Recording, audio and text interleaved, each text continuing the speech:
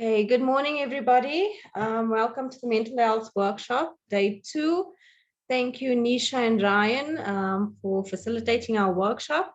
If everybody can please, as previous workshops, register in the chat with your name, surname, organization, and email address. And then as well, Nisha has requested for all those who are comfortable to please put their videos on so that it can be more interactive. Thank you. Okay, good morning, everyone. Happy Tuesday.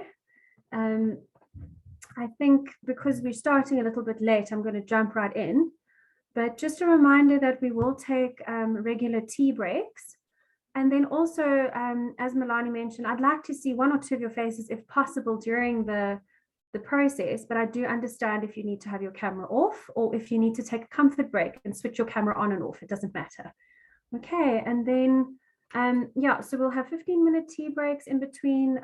Our first tea break is going to be a little bit shorter because we're starting a bit later, but we will have a decent lunch break.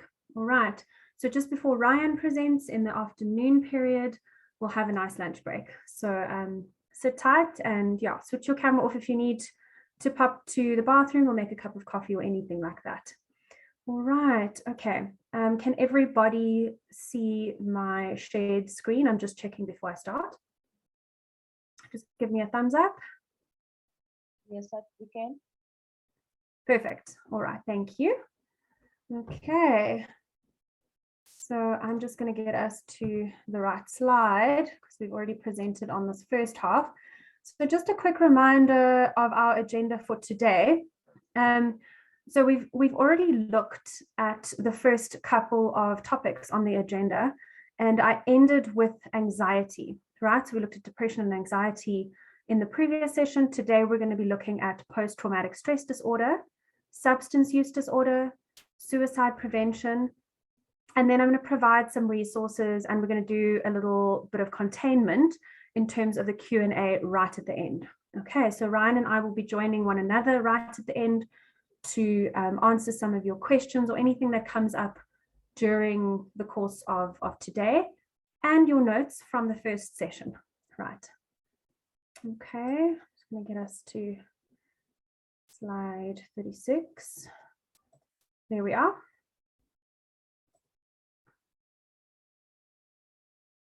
Why is it going back to the first one? Sorry.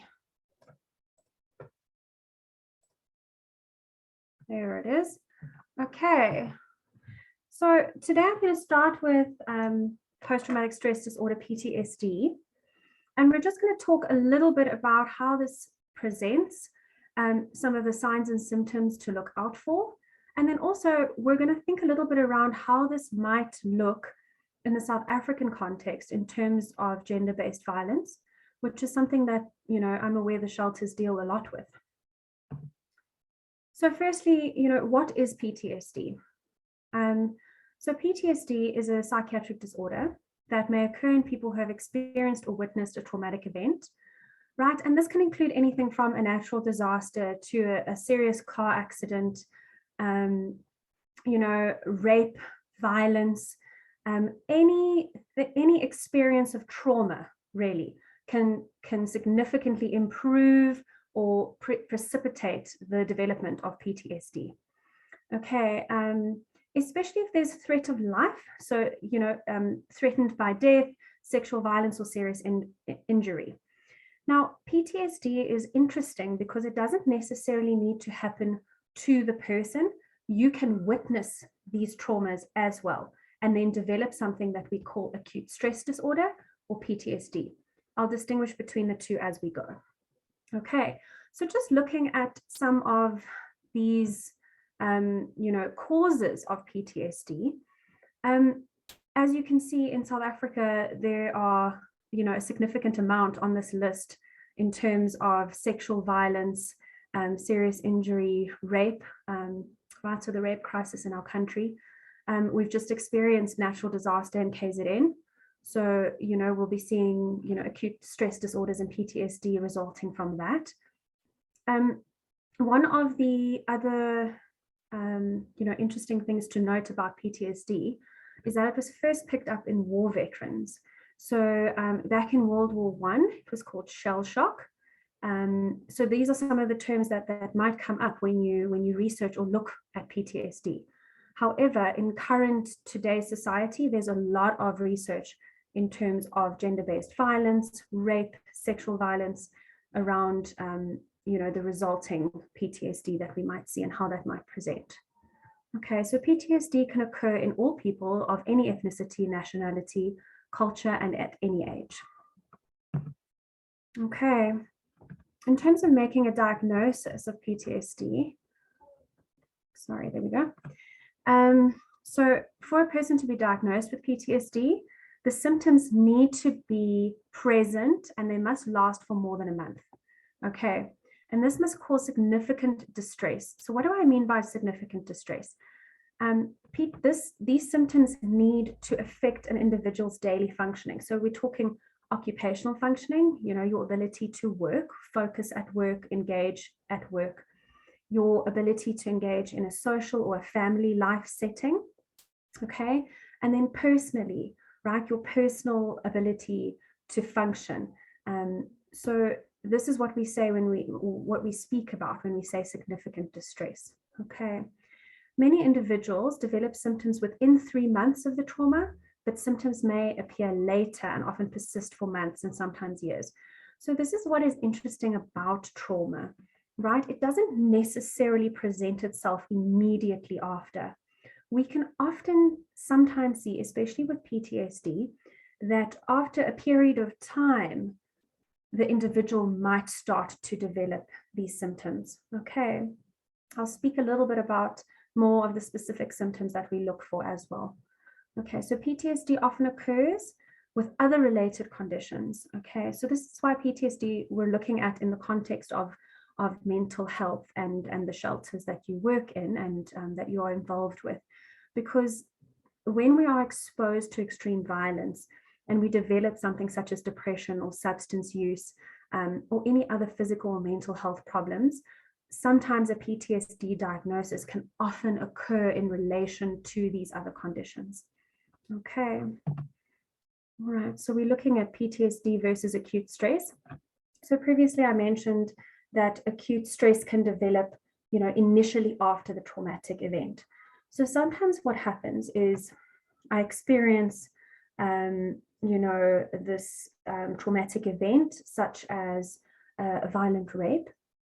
And immediately after I start to develop certain symptoms, we then call this acute stress. What then can happen is if the acute stress persists for a certain period of time, so it lasts longer than what we, medically feel that it should, it then can turn into PTSD, right? And then PTSD symptoms can last months up to years. So sometimes what we initially see is the acute stress, and that later is diagnosed as PTSD if it persists. Okay. People with acute stress disorder may relive the trauma. They have flashbacks or nightmares. Sometimes they feel quite numb or detached from themselves.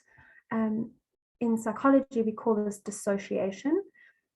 This might look like if you were in a room with a person that's experiencing dissociation, sometimes we see them zoning out, losing focus, poor concentration, inability to really follow what someone is saying. They kind of disappear for a while, and then they might come back and rejoin the conversation and sort of ask, can you repeat what you've said, because I lost you there. Some of these symptoms are quite common. Okay. These symptoms do, however, cause major distress and problems in their daily lives. Okay, so about half of the people with acute stress disorder go on to have PTSD. All right. So we're going to look at the signs and the symptoms of PTSD in particular. In terms of behaviorally, like what we see behavior-wise, there's often agitation, irritability, hostility, hypervigilance. So hypervigilance is very much a trauma response. It's this hyper alert state that we go into, which, if you think about it, it makes sense, because the fight or flight is activated in us when we experience a trauma. This is a protective mechanism. However, once the trauma has passed, when that fight or flight is still activated, we look at this as a continuous sign of PTSD. Right, so that jerk reaction, a phone rings and someone jumps, these are all signs of hypervigilance. Okay, self-destructive behavior. I'm sure you can, think when I say self-destructive behavior of a couple of things. Just a quick reminder to keep your mics on mute if possible, just so that we limit the background noise. Okay, it's also for the recording purposes. All right, so in terms of self-destructive behavior, we often see things like substance use, self-harm, suicide ideation. Some of these things we're going to explore in depth on their own as we go. Okay, social isolation. So we spoke about social isolation when we spoke about depression. And that's the withdrawal behavior that we see. All right, in terms of signs and symptoms related to the psychological, we see the flashbacks. So these flashbacks can occur in terms of sort of intrusive, unwanted thoughts, or actual visual flashbacks of the event, the trauma. Okay, there's often a lot of fear, there's severe anxiety mixed into all of this, and a general mistrust in others, especially if we've experienced trauma in terms of intimate partner violence. You'll see a mistrust in terms of, if it's a woman experiencing, violence by their partner, they definitely will struggle to trust the next partner. Okay, so mood, we see the loss of interest or pleasure in activities. This is the anhedonia that I spoke about as well when we looked at depression. If there's feelings of guilt or loneliness. So we start to see here with PTSD how some of the depressive symptomology weaves itself in here as well. Okay, so it does become difficult to discern some of these mental illnesses, and that's sort of why I'm going into each one a little bit more in depth on their own, because they do blend together.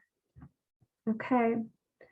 In terms of sleep, we often see a decrease in sleep, so insomnia or nightmares. So if you're thinking of the trauma and the flashbacks, there's also, something that we call night terrors or nightmares, where they actually can relive some of the trauma in their dreams.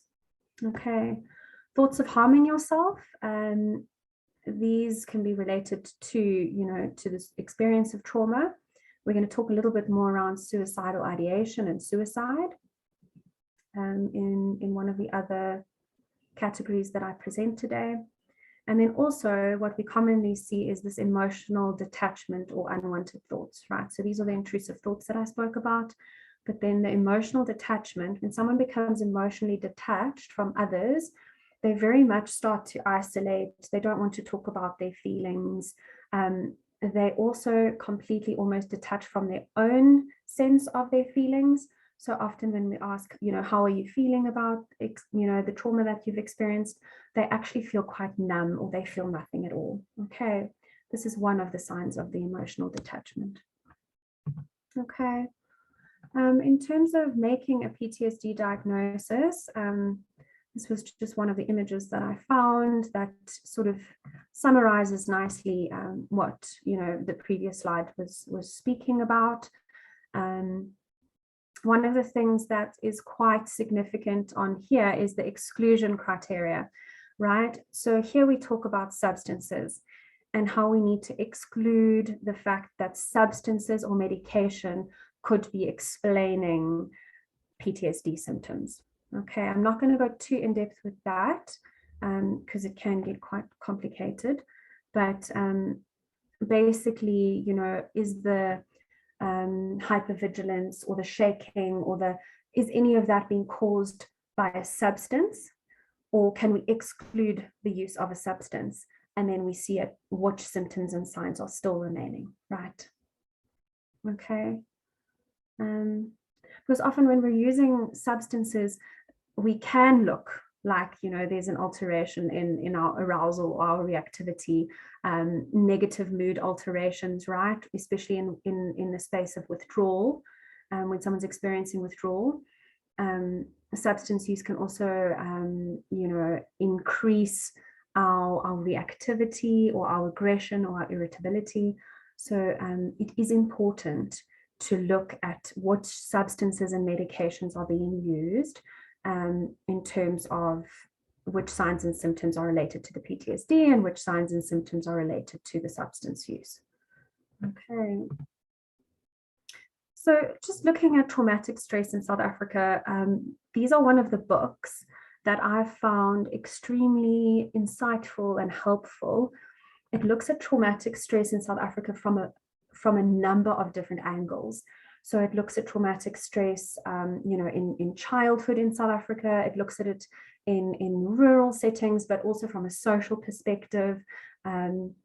So I just thought I'd put this in here if anybody is interested in reading a little bit more on trauma in South Africa specifically, and how that relates to, our current, snapshot of society and the violence that South Africans are exposed to on a daily basis, especially in economically poorer settings. I thought that this book really summarized things quite nicely, so I thought I'd add it in here if anybody's interested. I think it's available as an ebook as well if you'd like to search for it. I think the first couple of chapters are actually free, which is nice. Okay, so I just put this in here as an introduction to the book, because if anybody is interested in looking at it further, I think this really highlights or gives a nice snapshot of what the book is about, and some of the serious concerns in terms of mental health and the impact of PTSD and the exposure that it has on South Africans. Okay, so I'm going to summarize because I don't want to read all of it. You can read it in your own time.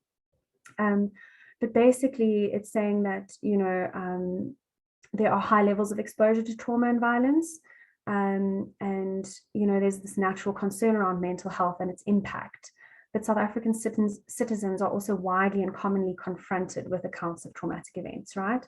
So this is secondary trauma, as well as first degree trauma where you yourself are experiencing the trauma, but there's also a lot of people that are witnessing trauma in daily life. Okay, so I'm going to leave that for everybody to read on their own in their own time, because we need to move on. What's going on here? Okay. So I included two studies that I found quite interesting in terms of PTSD in South African context. So I'll quickly read through these. And, in the South African-based rural study, there was a link between the exposure to violence and to health outcomes in children. Okay, so 67% had directly or vicariously experienced a traumatic event. So this vicarious experience is the secondary trauma, right? When you yourself witness somebody else experiencing trauma. Okay, now 67%. That is incredibly high. Like it struck me as, this is far more than half of the children in the study experienced either directly or vicariously some kind of traumatic event. Okay, 8.4% having a PTSD diagnosis. Right now, sometimes these results are slightly skewed because PTSD, as we know, can develop later on. All right. So that's also something to keep in mind. There's also often, especially in children, either a misdiagnosis that could happen or the fact that they are unable to really express what their symptoms are. So, but 8.4% having a PTSD diagnosis, that's still incredibly high. So this study was conducted in Khayelitsha, in a school and in the children's homes. And they found that all participants had reported exposure to indirect violence, right? So 95% had witnessed violence and 56% had personally experienced violence. with 21.7% meeting the criteria for PTSD. So again, incredibly high. If you look at the exposure, it's almost half that then went on to meet the full criteria of PTSD. Now, that's not to say that the other half weren't experiencing some symptoms. They might just not have met the full criteria. So what they might have been experiencing is acute stress. Okay. So this is a second study. So in another study, which looked at boys and girls from various schools in Cape Town and Nairobi, 80% of the sample reported exposure to severe trauma. So these studies for me just really highlighted the significance of the level of exposure that, that children and adolescents are experiencing. So this is at a very early developmental stage that there are already these early experiences of trauma. And as we know, that then later can relate into the experience of trauma or predisposition in terms of mental health concerns in adults. Okay, so this South African cohort reported witnessing violence, 58% of them, physical assault by a family member, 14%, and sexual assault, 14%. So 22.2% met the criteria for PTSD, okay, and an additional 12% for the subdiagnostic PTSD. All right. The study also interestingly noted no differences in PTSD symptoms regarding sex. Okay, so males and females in the study experienced PTSD symptoms in the same way. All right. So we talk about why this is relevant. And stay with me. I'll give us a brain break in a couple of slides. Okay. So PTSD is associated with psychiatric comorbidity. What does this mean? Okay. This means that when we're exposed to trauma and we develop an acute stress disorder or PTSD, we are more likely to engage in substance use. Okay. We're more likely to develop things like major depression, anxiety, and somatic disorders. What are somatic disorders? They are disorders that translate from psychiatric condition into physical. Okay, so what happens is we develop physical symptoms of our emotional and our psychological distress. Okay. If you're interested in somatic disorders, I can definitely provide, a couple of resources at the end as well.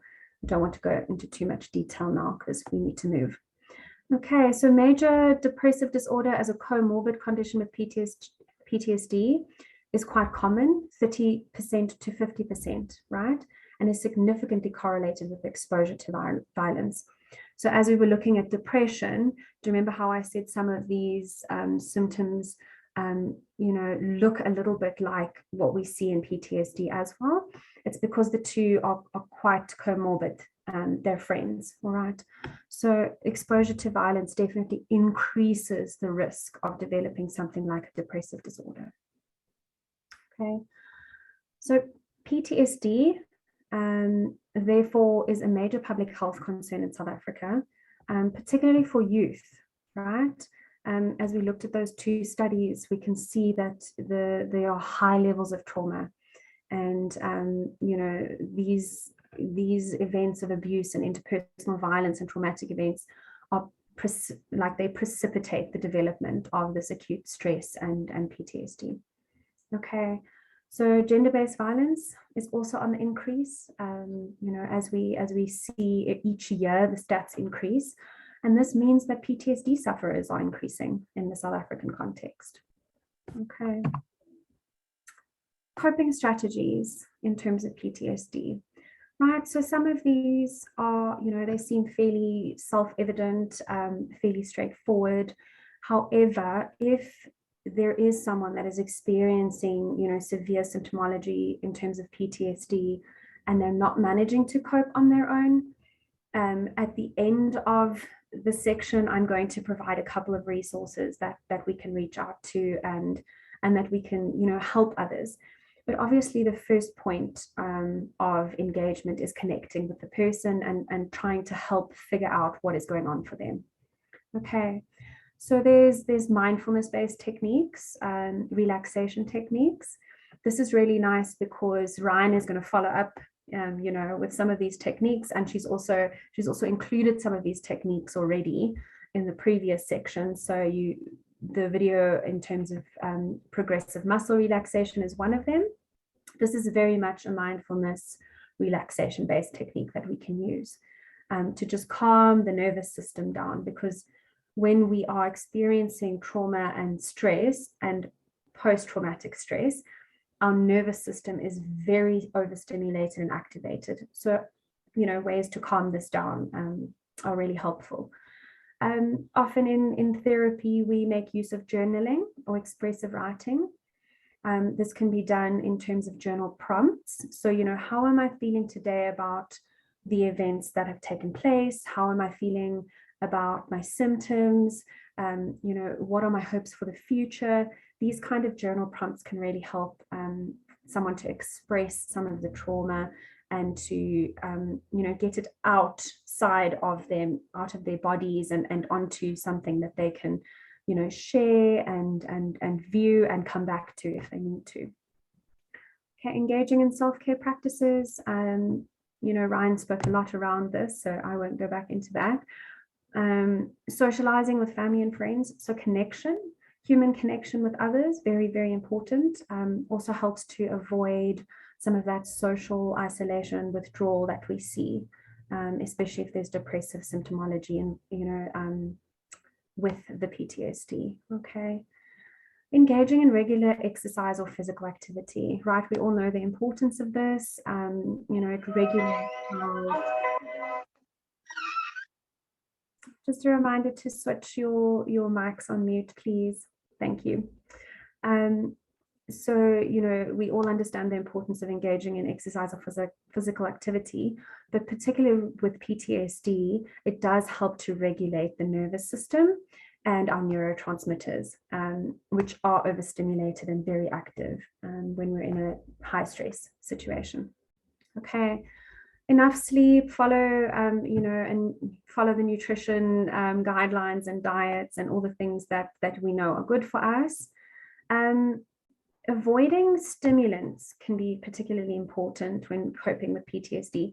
So, too much coffee, too much alcohol, substances, anything that overstimulates the nervous system that's already in stress mode can increase our feelings of stress. Okay, so anything that spikes our cortisol or our stress levels in our body, we need to try and avoid, especially if we're already experiencing symptoms of PTSD. Okay, and then hopefully there's access to mental health care, and there's an available treatment plan that can be followed. Okay, how do we feel? We're half an hour in. I think what I'm going to do here, instead of a 15-minute break, let's do a 5-minute comfort break. If everyone is okay with that, to come back at 10:02, because we started a little bit late. So let's just do a 5-minute comfort break. Quickly stretch, breathe, get some water if you need, and then we'll start looking at substance use as you return in 5 minutes. Okay.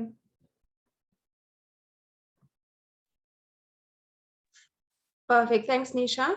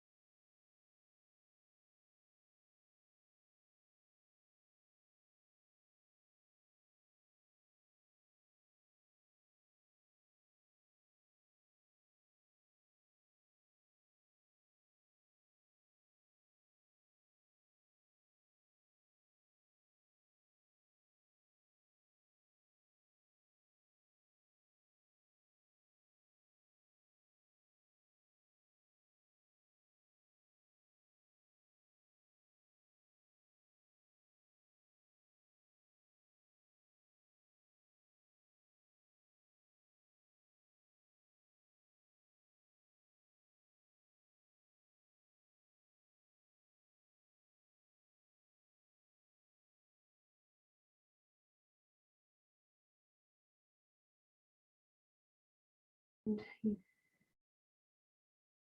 I hope everyone's back and you've got your cup of coffee or bottle of water.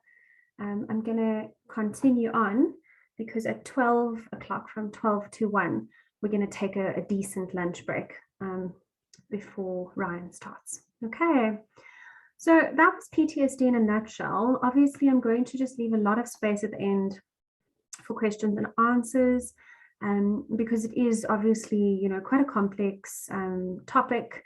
And we can go into it a little bit more if anybody, you know, has any specific questions around the signs and the symptoms and what to do.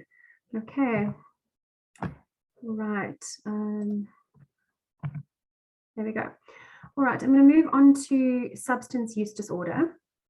So what's quite significant is the fact that substance use disorder was included here because we often see some of the other mental health conditions that we've been talking about, specifically PTSD, and how substances are sometimes used to self-medicate some of the really hard symptoms that people are dealing with.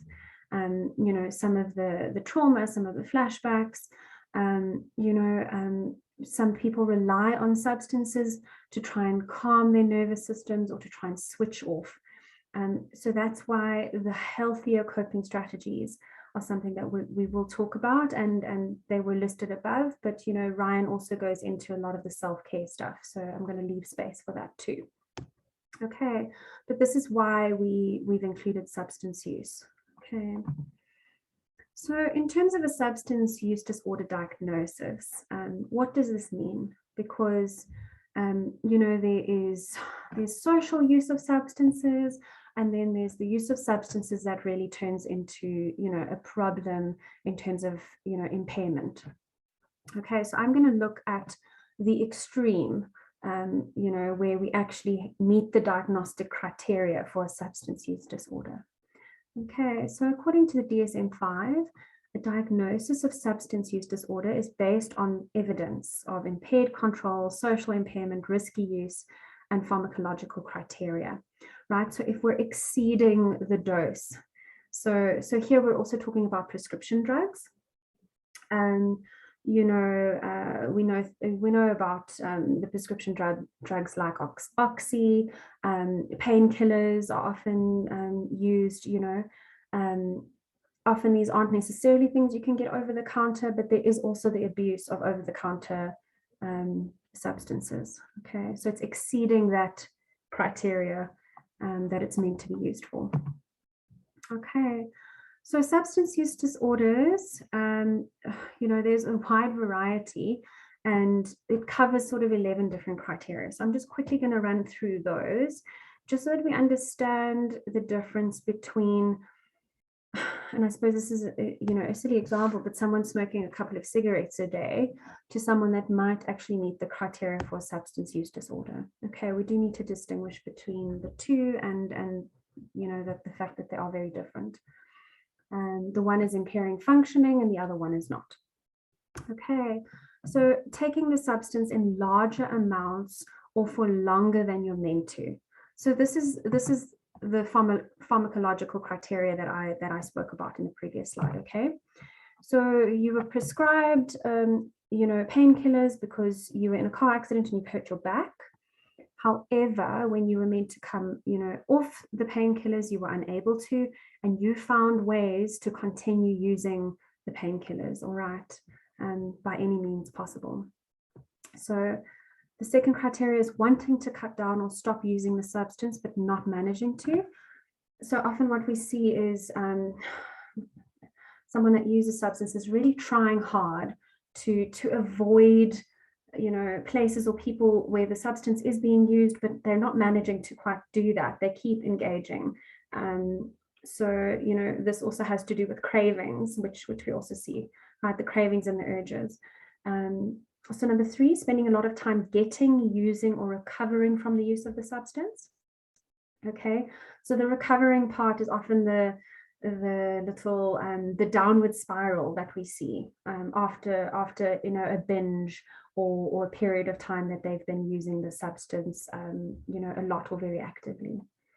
Okay, and then there are one of the signs and the symptoms of substance use disorder is severe cravings and urges to use the substance, right? So there's a physical response now to the need for the substance. Okay. Some people start to shake, others sweat. There are a variety of ways that we physically manifest the craving.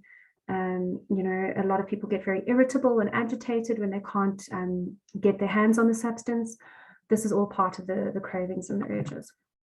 Okay, so not managing to do what you should do at work, home, or school because of the substance use.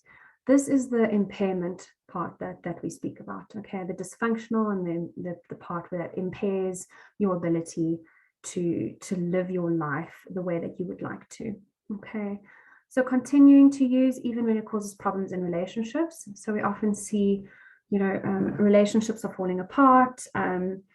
Mom's unable to look after her kids even though she really wants to. All of these things are happening around them. It looks really chaotic in terms of their relationships and their, especially their intimate relationships. And however, they're unable to stop using. Okay, so they continue to use despite the fact that there's a lot of fallout. Okay, giving up important social, occupational, recreational activities because of substance use. So we see people withdrawing from other social settings that there aren't substances being used, unable to attend meetings and work functions and the things that they would usually be involved in because they prefer to go somewhere or to be on their own to use the substance. Okay, using substances again and again even when it puts you in danger, right? So this is risk-taking behavior. Continuing to use even when you have a physical or psychological problem that you have, that has been caused or made worse by the substance. Okay, I'll talk a little bit about comorbidity now. Needing more of the substance to get the effect you want, right? So here we talk about tolerance. Tolerance is really important in terms of substance use because it shows the increase in terms of the first time that was used and where we are now. Okay, so at first, let's talk about marijuana. At first, smoking one joint got the effect of being high, and by this stage, the person is needing to smoke 2 or 3 joints 2 or 3 times a day to have the same effect, right? So the body is physically building up a tolerance to the substance, which means that the person needs to now access more to have the same effect. Okay. So development of withdrawal symptoms, which can be relieved by taking more substance. Okay, so this is related to the previous one in terms of tolerance. So when we're not getting the amount of substance that our body is physically needing to have that effect of being high, for instance, we develop withdrawal symptoms. Okay, the withdrawal symptoms look very similar to the cravings and the urges. However, they can be very severe depending on the substance. We actually see people being hospitalized with severe withdrawal symptoms. They needing to be put on a drip. And sometimes sometimes we even need to give them a small amount of the substance in a drip so that the body doesn't go into such severe withdrawal that there's cardiac arrest. Okay. So the development of withdrawal symptoms is a definite sign that there's been an increase in tolerance of the substance and that the person can no longer get their hands on that amount of substance. Okay. So the DSM-5 recognizes 10 separate classes of drugs. I'm not going to run through all of these. I just want to put them on the screen for us to have a look at, because it's important to also note what is classified as a drug or a substance and what is not, right? So these are the 10 separate classes of drugs that the DSM-5 recognizes. In terms of the most common in South Africa, I will go into that now. Okay. I think we can all think of one or two examples at least under each category. Okay. So who is affected? So this is looking at it, the problem globally, right? So 7.7 million adults have co-occurring mental and substance use disorders. Okay, so this is why I look at substance use in the context of mental health and mental illness, because they often coexist. Okay, so this doesn't, however, mean that one is caused by the other. So it is hard to determine which came first. It's sort of a chicken or an egg situation usually, but taking a good history can sometimes help to understand whether or not the substances, led into the difficulties in terms of mental illness, or whether or not the mental illness was present and then there was self-medication using substances to help with some of the mental illness conditions or symptoms. Okay. So you can see that it's quite a prevalent issue globally. I'm just going to look at it in the South African context in more depth. Okay. So substance abuse is on the increase in South Africa, and at least 18% of South Africans are said to have a substance use problem. And this was according to 2018 statistics. I tried to find some, newer statistics, but there weren't any that seemed to be too reliable. So I'm just going with the 2018 stats, and I can say that I do, and I saw in the research that there's a definite increase. So we might be sitting at a 20% prevalence already in terms of our statistics. Here are the most common that are used in South Africa. So we see alcohol, a lot of marijuana, so dagga, cocaine, tik, and heroin. Okay, so those are the most commonly used in the country, and this is according to a survey done by the South African Depression and Anxiety Group. Okay, so let's think 18 to 20% of South Africans. That is a lot of people. And again, when we think about statistics, these are only the reported cases. These are only the people that are, the substance use is so bad that they went and they got help, or they engaged with some form of help so that we could get the statistics. So my guess would be that it would be, the stats would be a lot higher if every person were to report their substance use issues. Okay, so these are some of the, I suppose, more physical, outward appearances of someone that is, currently using. And dilated pupils, especially with your stimulants. So cocaine, heroin, that class of drug, the stimulants particularly, you can see the dilation of the pupils. In substances like dagga or marijuana, sometimes it has more of a sedative effect. So, we could see that they look quite sleepy, hard to focus, movements, bodily movements might appear slower. So each substance does look a little bit different on the outside, but these are just some of the common symptoms and signs that we see physically. Okay, there's trouble sleeping, irritability, loss of appetite. Sometimes, people can lose quite a significant amount of weight if they're using substances. Painful sensations on the body. This sometimes has to do with withdrawal or cravings. But also just a general like skin sensitivity, those kinds of things, right? So difficulty focusing and mood swings, also very common. Okay, so what are the causes of substance use disorders? I'm going to leave you to read this, on your own, but just talking around it a little bit is, looking back at some of the mental illnesses that we've already spoken about and looked at. My sense often when working with someone that is struggling with a substance use disorder is that the substance use disorder is a symptom, right? It's a way of coping, right? Now, obviously, this coping strategy is unhealthy, and we would like to introduce more balanced and more healthy, ways of coping. But often when someone is experiencing extreme emotional pain or distress, feelings of loneliness, sadness, they feel the need to self-medicate this with substances. Okay, so, it might start like that, and then it can often lead into a substance use disorder, which then in and of itself creates more depression, can create more anxiety, can create more sadness and loneliness because of the isolation that happens with substance use. So, the one can very much lead into the other. And we often see, with mental health concerns like depression, that there's a self-medicating that could happen in terms of substances. Okay. Other causes of substance use disorders. I'm not going to go through all of them. I think you can each read these through on your own.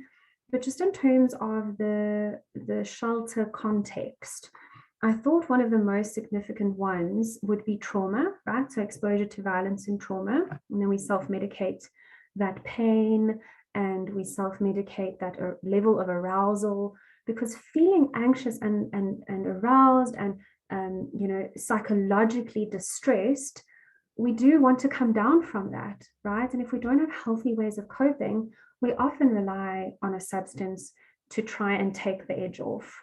Okay, so we see that a lot, and that will be significant in terms of gender-based violence.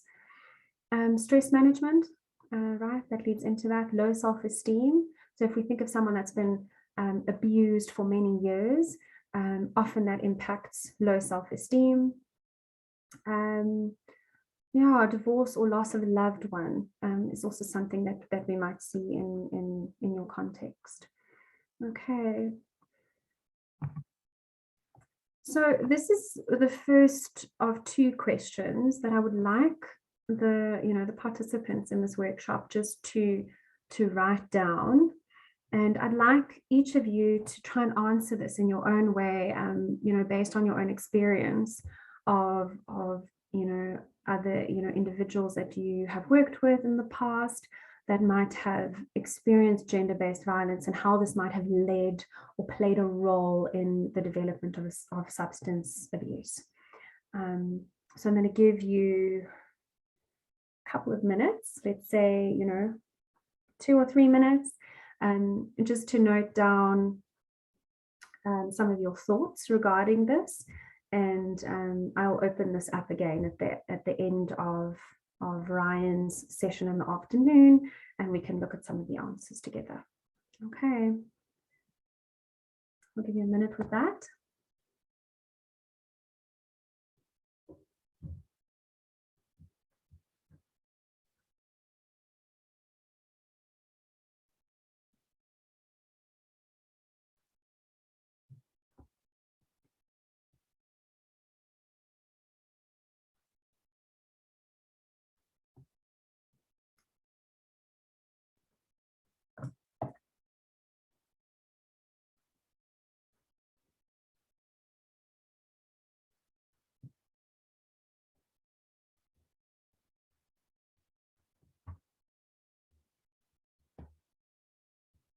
All right, I particularly want you to think around the exposure to prolonged trauma and violence, and how this might play a role in the development of a substance abuse disorder.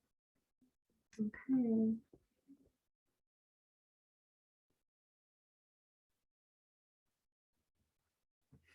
Okay, I'm going to move on to the second question.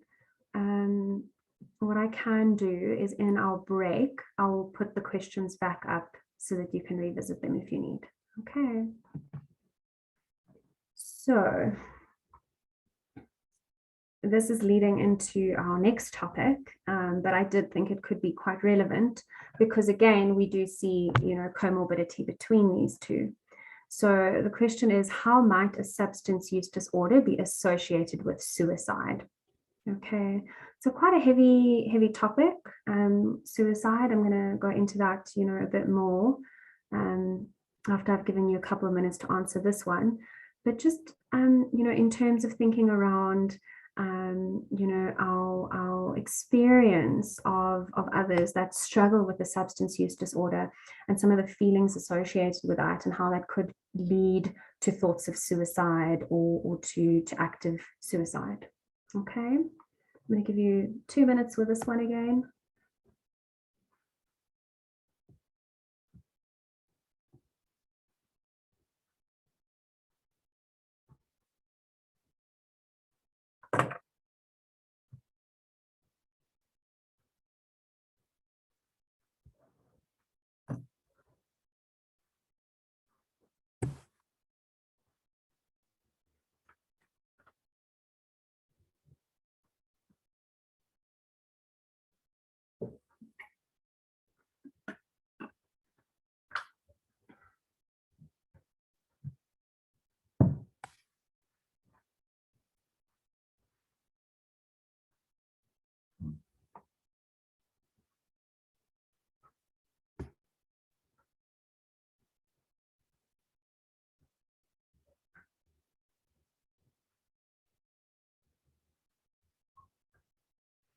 Okay, I'll again put this question back up in our long break. So if you do want to come back to it, and if you have any more thoughts on it, just to jot those down so that we can address them at the end of the presentation. Okay, I'm going to move on. Just looking at the time, we still need to look at suicide prevention. So in terms of a very short, quick break now, I'm going to give us 5 minutes. I'll leave the questions up. So we just do a quick bathroom break to breathe and stretch and hydrate. And then, yeah, I'll give us until, 16 minutes past, and then I'll come back on and we can talk about suicide and suicide prevention. Okay. Thanks so much, Nisha. And then also we've just got a note on behalf of everybody. Happy birthday, Samantha from BET Shecom. Hope you have a lovely day. Happy birthday, Samantha. Thanks. Ready. All right. We are going to carry on. Okay, let me just, there we go. All right. So in the final section, I talk about suicide prevention because I do feel that when we're looking at mental health concerns, that this is one of the things that we need to be on the lookout for and we need to be aware of. And, you know, I am very aware that this is a sensitive topic and that it's not always easy to talk to someone about, and to, for someone to confide in you about, to hold that on your own can be really hard. And I do encourage that if any feelings or if any past experiences or possible traumas come up as I'm talking about suicide or suicide prevention, we will have a platform after this workshop where you can reach out and we can, provide some kind of help or containment if necessary. All right, it's one of the reasons that we've asked all of the participants to please provide us with their names and an email address to contact. All right, so I'm going to move through suicide prevention at a slightly slower pace. My sense is that, there's a lot that might come up. And if there are any questions or anything that you can think of as I chat about this topic, to please note them down so that Ryan and I can address them at the end of the workshop in our Q&A section that we've left space for. Okay. All right. So in terms of what leads to suicide, this is a question that I often get, especially from parents when I'm working with adolescents. I think, everyone wants to be on the lookout for the warning signs and to act in a protective, preventative way. So, we do understand this, but it is also hard to sometimes come to terms with the fact that someone might be having thoughts of suicide, and how do we talk about this? How do we address it or talk about it or manage it in a way that doesn't trigger the person and that doesn't make them feel worse? So we do approach, suicide and suicide ideation and self-harm with a lot of care, and with a lot of sensitivity. Okay. It is, however, important that we don't avoid speaking about it because it makes us uncomfortable, or it might make the other person uncomfortable. In terms of suicide, we always assess risk. And, when someone is high risk, it is really important to connect and to understand what might be happening for them so that we can act in a preventative way. Okay. So there's no single cause for suicide. Suicide most often occurs when stresses and health issues converge to create an experience of hopelessness and despair.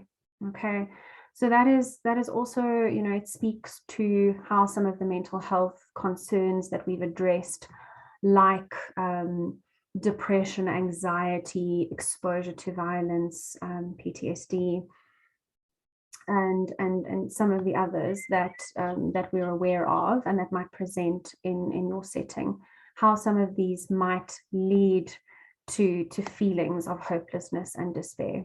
Okay, so depression is the most common condition associated with suicide. Okay, so when someone is experiencing severe depressive symptomology, some of the things we spoke about in session 1, it is important to ask about how they feel, about life, if they're having any thoughts of harming themselves. I'll run through some of the things that we can look for and ask. But, when we see severe signs and symptoms of depression, suicide needs to be one of the things that we are thinking about. Okay. Conditions like depression, anxiety, substance use problems, especially when unaddressed, they all increase the risk for suicide. Okay, so it's important to note that most people, however, who actively manage their mental health conditions do go on to engage in life. Even if there was, a suicide ideation at some point, most people do not actively make a plan and commit suicide. So this is why we approach this really sensitively, because, first point of call is to prevent and to assess risk. Okay, so prevent suicide by assessing risk. But at the same time, in the back of our minds, we also don't want to scare the person or scare their family or their loved ones. So we really do need to approach this in a way where, we have the hard discussion, or we ask the really hard questions, but at the same time, we hold that in a very sensitive way. And we also provide, a follow-up in terms of, these were some of the really hard questions that I asked, how are you feeling about them now? Just so that we can debrief about it as well. Okay. So in terms of risk factors are characteristics or conditions that increase the chance of the person taking their own life. Okay, so in terms of health, I've separated these into different categories because I do think it's important to just look at the risk factors, not necessarily in a big umbrella term way, but to really break it down into some of the things that we could see in your setting. So in terms of health, there are mental health conditions that like I've said, are associated with an increased risk of suicide or self-harm. So depression, number one, we look out for severe depressive symptomology, especially if left untreated for a very long time. Substance use problems, right? So this relates back to the question that I asked around, substance use disorders and how this might be associated with suicide. Other mental health conditions, bipolar, schizophrenia, there's certain personality traits in terms of aggression or severe mood changes, also poor relationships. So when someone feels quite hopeless and helpless, we often see that there's a fallout in terms of relationships and their ability to rely on others, their support structure, and, you know, what does their ability to connect with others look like? Support and, you know, support structure are also really important in terms of protective factors, which I'm going to go into a little bit more. Okay, conduct disorder. This is something we see in young people, and anxiety disorders. Okay. And then we also look at, you know, serious physical health conditions, including pain, so chronic pain disorder, and then traumatic brain injury. These are all health factors that increase risk. Environmental factors that increase risk of suicide, access to lethal means, right, including firearms and drugs. So often one of the screening questions that we are asking when we're assessing risk is, what access do you have? Firstly, we look at plan. So do they have a plan? Is there a plan in place to take their own life? And then do they have access to lethal means? So there's a plan, but then also, how does this plan fit into what they have access to? So if someone tells you that, you know, they plan to take their life by overdosing, we look at what medication they have access to. We obviously then, you know, make sure that they don't have access to a bunch of medication that could be potentially lethal if they take too much of it or if they overdose. Obviously access to firearms and drugs, medications. So we need to assess that in terms of risk as well. If the person has access to lethal means, such as a firearm, which we know, you know, can have a very high percentage rate of actually completing suicide with a firearm, we do need to then assess, how do we remove these lethal means, or how do we, you know, speak to the person about possibly securing and, you know, security and safety in terms of having the lethal means removed. Okay, so environmental factors that increase, you know, risk further are issues like prolonged stress. So again, looking at prolonged stress, we can look at, you know, in the context of violence or gender-based violence, harassment, relationship issues, unemployment. All of these things increase our risk, and they speak to, you know, prolonged periods of stress. Okay, so stressful life events, rejection, divorce, financial crisis, other life transitions, loss. We look at this in the context of COVID, right? There's been a lot of loss. Not just, you know, in terms of finances, but, you know, in terms of loved ones and family members, and yeah, a great sense of loss in society in general currently. So this is definitely, you know, a trigger, and stressful life events is something that we look at. So exposure to another person's suicide, or to graphic or sensationalized accounts of suicide, all of these factors increase our risk of thinking about suicide, of making plans, and for completing suicide. Okay, in terms of history, so one of the reasons, you know, initially when I spoke about depression, one of the reasons we take a full history is because future behavior is often determined by past behavior, right? So especially if left untreated. So previous suicide attempts, we definitely ask about this, and we look at this, because if the person has a history of trying to commit suicide, the likelihood of trying again is increased. Okay, so also family history of suicide, and depression, and then childhood abuse, neglect, or trauma. These are all risk factors. Okay, in terms of history and previous suicide attempts, it's also really important to look at the severity. So were they hospitalized? Was it so severe that, you know, they basically almost completed suicide? So in terms of that, the more severe the previous suicide attempt, the higher the risk for completion if tried again. Okay. Some of the warning signs, so something to look out for when concerned the person may be suicidal, is a change in behavior or the presence of entirely new behaviors. So sometimes what people report seeing is the sudden change in energy, right? So it can go to both sides, which can be confusing, and that's why I talk about this a little bit more in the slides. But sometimes people actually see an increase in energy, and almost as if someone is feeling relieved. This is something that we look out for, especially if there's a history of suicide, a history of suicidal attempts.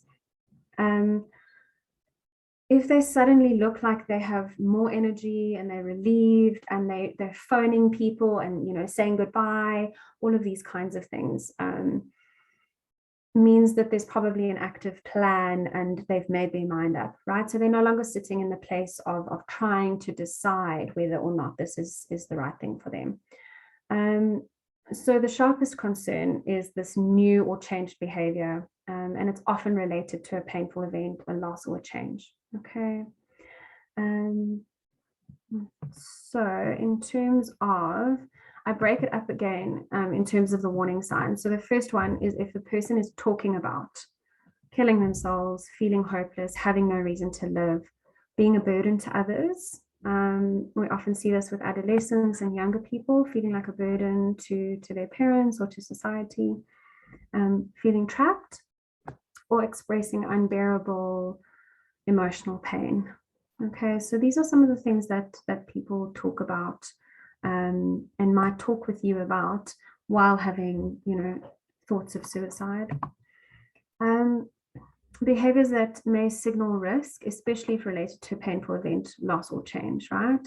So these are like outward behaviors, more in terms of things we might witness. Increased use of alcohol or drugs, right? We spoke about self-medicating. So now we're self-medicating that pain and that hopelessness, that place that we're in where we're starting to think about, ending things.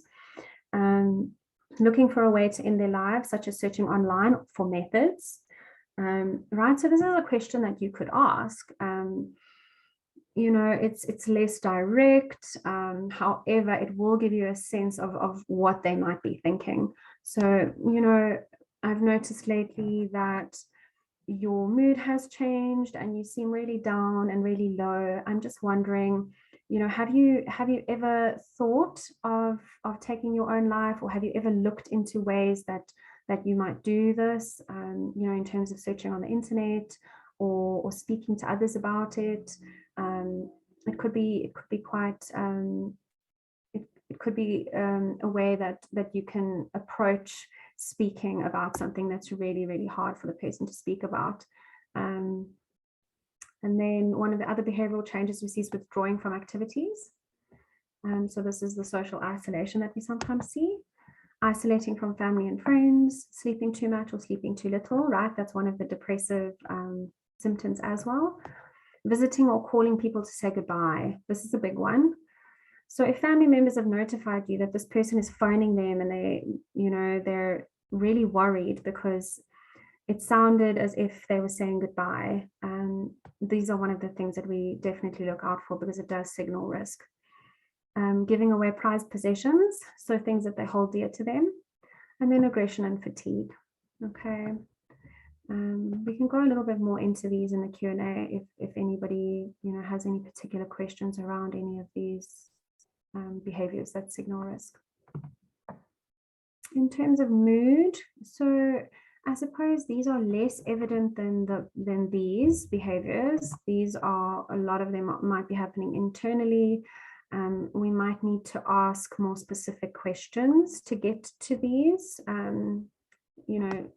deeper underlying emotional states or feelings.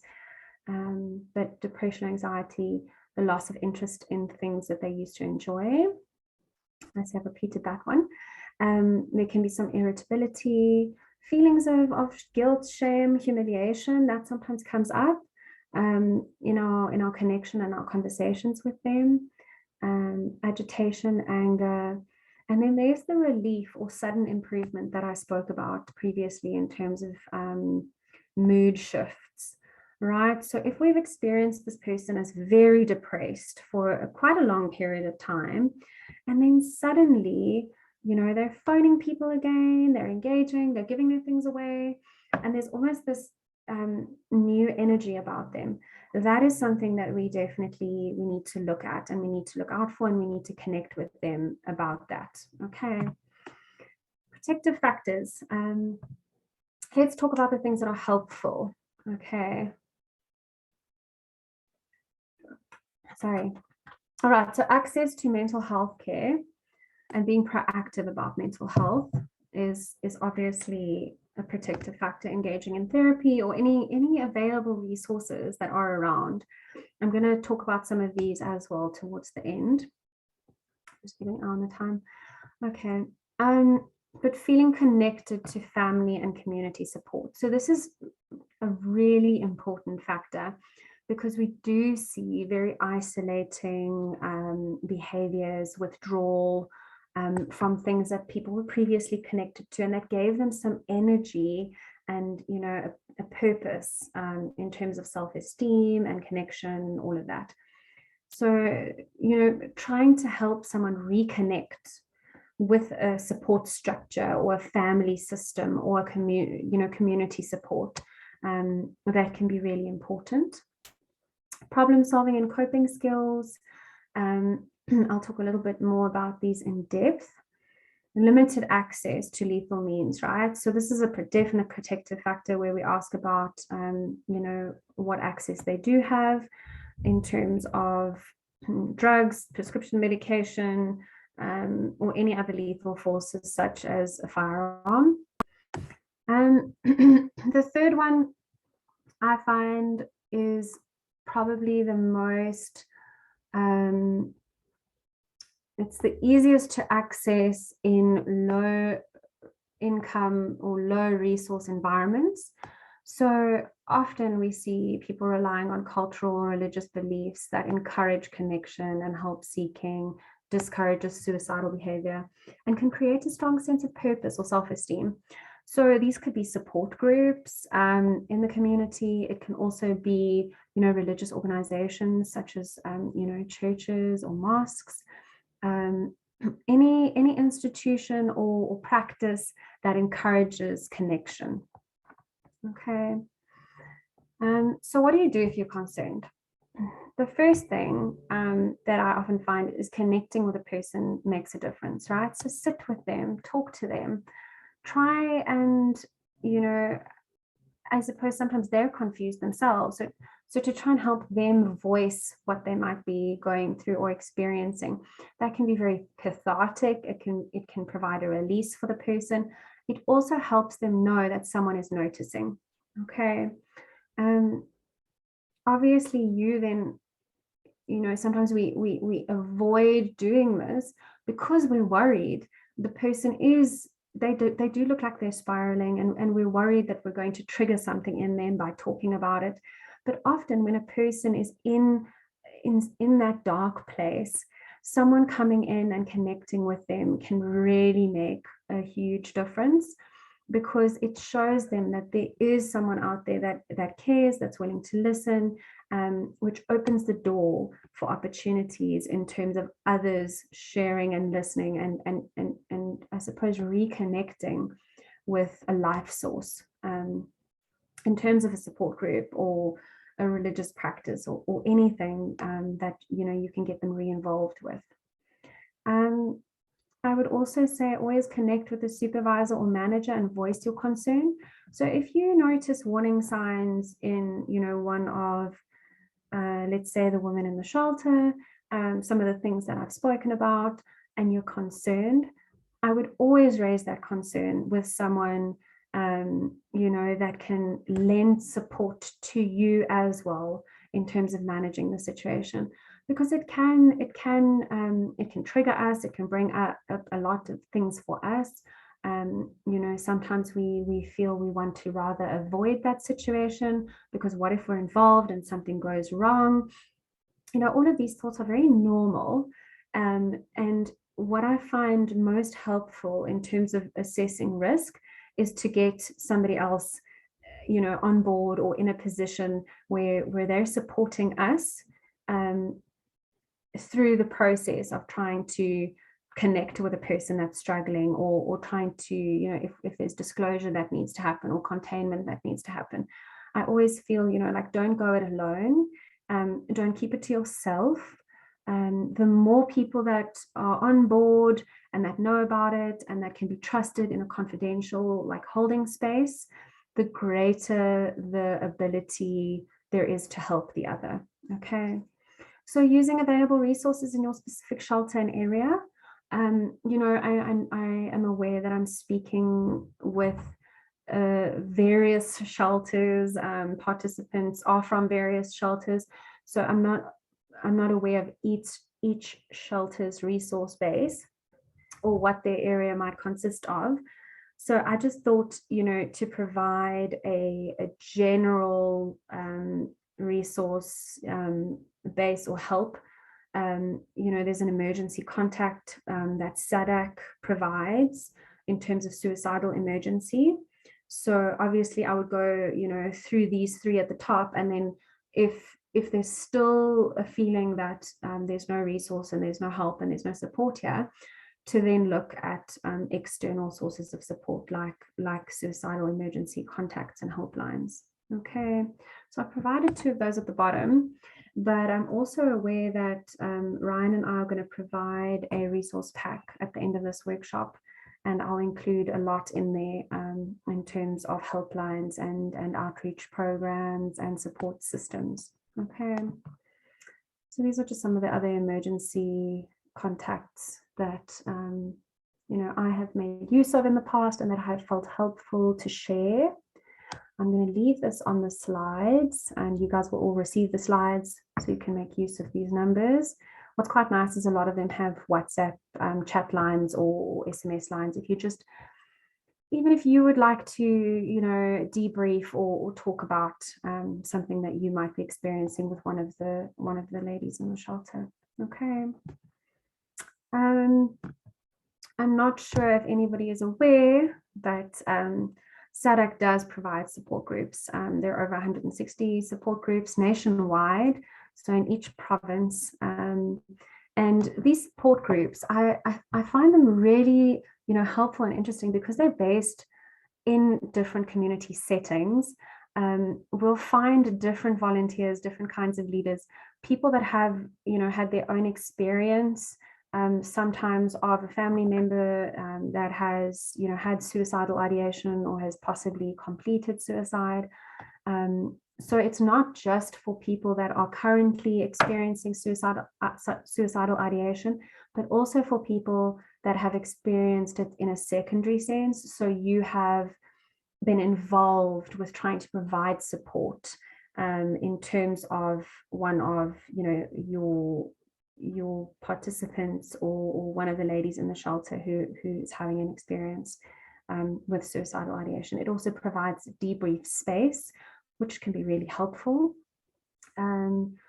because I do think that, suicide makes us think often about, our own mortality and our own feelings around that, feelings around ending, feelings around life and death, especially recently with what's happened in terms of COVID, and, some of us having our own issues with health and wellness, and, family members that have definitely experienced a lot of that too.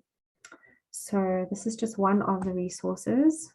There's a number if you want more information. You can also volunteer if you are, up for supporting others in terms of suicide. They also, SADC is wonderful in the way that they also provide training if you would ever like to be a volunteer for one of these groups. Okay. I have a video link that I'd like to share with you guys. I think we need a brain break. Today there's been a lot of information. I'm very aware that I also needed to move through things quite quickly. So I'm hoping that, at your own pace, in your own time, you can revisit some of the things that we've spoken about and reflect on them. And that there will also be a nice space for that, at the end of today, where we can chat a little bit more about some of the things that have come up. All right, so I'm gonna try and play this video. Let's see if it works. I think you guys might need to let me know whether or not the video is working and whether or not you can see it. Okay, if not, I might just need to send the link and you can each watch it on your own screen in your own time. Okay.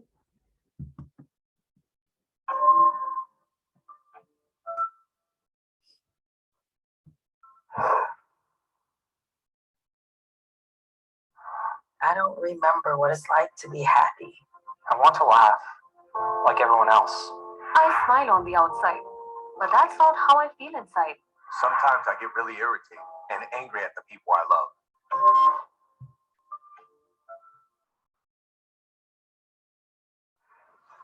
These are the voices of depressed mood. The people who live with this symptom battle to find brightness and joy in their lives. I know. One of those voices is mine. Sadness is a part of life. Some days we feel blue, down, and depressed. This is normal, and everyone experiences it from time to time. In fact, a good cry is sometimes. Okay, sorry, someone has just let me know that there is audio but no video. So I'm just going to try and correct that for a second. And if I don't manage, then I'm just going to share the link with all the participants, and then you can each watch it in your own time or on the break. So let me see here. I'm going to just restart this.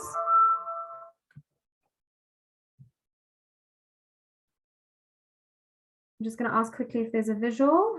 Can everybody see Psych Hub, American Foundation for Suicide Prevention? Okay. Yes, it's on now. Thanks, Nisha. Wonderful. Thank you. Sorry, I just needed to share a different screen. Okay, perfect. All right, I'm going to play the video.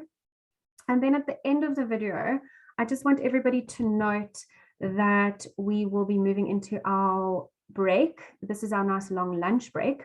So we will be breaking from 12 until 1 o'clock, after which time Ryan will take over. And then at the end of Ryan's session, I'll rejoin so that we can answer any questions or attend to anything that's come up during the course of session 1 and session 2 in the workshop. And yes, after that, I'll also have a chat with Milani, just in terms of connecting with anybody that feels that something very significant or major has come up for them that they would like containment around, or that they would like to chat further about. Okay, all right, enjoy the video and then enjoy your break, and we will see you back here at 1 o'clock. Okay.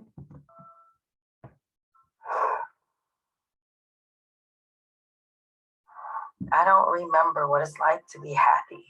I want to laugh, like everyone else. I smile on the outside, but that's not how I feel inside. Sometimes I get really irritated and angry at the people I love.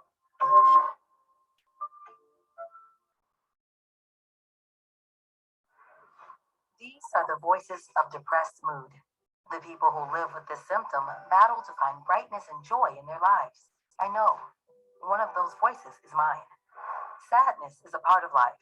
Some days we feel blue, down, and depressed. This is normal, and everyone experiences it from time to time. In fact, a good cry is sometimes the best thing for us. There is a point, though, when sad feelings don't recover on their own. They stay, and they get worse, and they begin to affect everything else in our lives, too. When I was depressed, I didn't cry very much, like some people do. In fact, most people couldn't tell I was depressed because I was trying so hard to look happy. I always tried to be there for others, and I told people I was fine. Then I found myself snapping and being irritable around my family. I didn't want to push them away, but I know I did. Eventually, I just felt so down I couldn't pull myself out of it. I felt that no one understood me, and I felt guilty for getting mad, and that made my mood even worse. For some people, depressed mood comes with hopelessness. This means the future is part of that negative thinking, and you can't picture a good outcome, or any outcome at all. Hopelessness can be really scary and can be directly related to suicidal thoughts. If this happens, it's an emergency, and the most important time to reach out and connect with someone who can help. Don't go it alone. Call a friend or someone in your family, or call the National Suicide Prevention Lifeline. There are several mental health diagnoses associated with depressed mood. Evidence-based treatments are effective and can help with any of them. If you or someone you care about has depressed mood that isn't getting better, and especially if it's getting worse, talk to your healthcare provider or a mental health care professional. Your mood can get better and you can feel happiness again. I sought treatment. My provider recommended therapy and medication. For me, the combination worked, and I'm smiling on the inside now too.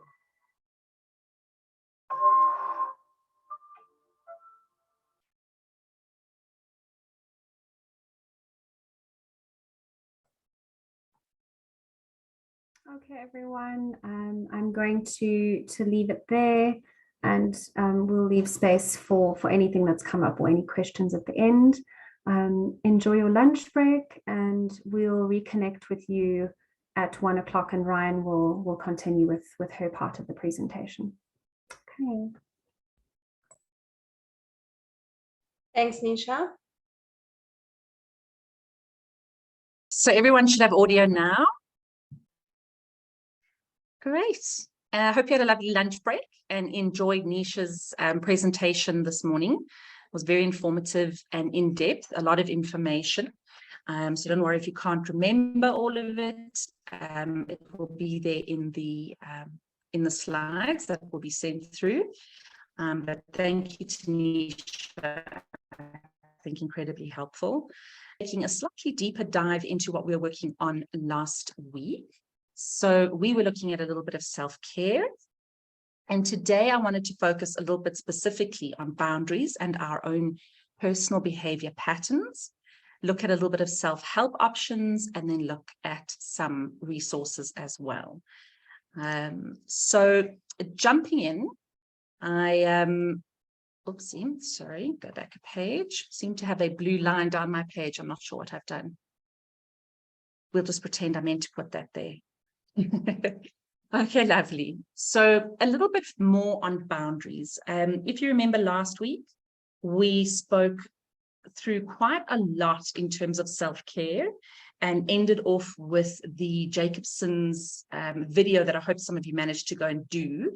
If not, try and get around to it this week. Really, really lovely tool to have in your toolbox for self-care, something you can do within a reasonably quick amount of time, wherever you are, and very effective. It's a bit like riding a bicycle. The more we practice it, the better it gets. So all these self-help tools are a bit like that. The more we practice them, the better the experience gets. Our brain gets more trained into learning more quickly and help ourselves calm down, come out of that fight, flight, or freeze or survival brain. So one of the things we did look at a little bit last time was boundaries as part of where the environment that you work in, identifying that working in the shelter is an incredibly unique stress. It's something that not everybody would face in their particular environment. So boundaries in terms of your own personal lives and in terms of the role you play with the families, the ladies that you interact with in the shelters as well. So I just want to spend a little time jumping in here to look at boundaries. I've said there that the boundaries are basically limits people set in order to create a healthy sense of personal space. So we can look at physical boundaries, sexual boundaries, emotional boundaries, financial boundaries, time boundaries, intellectual boundaries, and expectation boundaries. So we're going to go through those now. Not all of those would apply to the work you're doing specifically at work, but in terms of your holistic self-care, all of these would apply to you as the individual. So if you have a look at this image, 7 types of boundaries in relationships.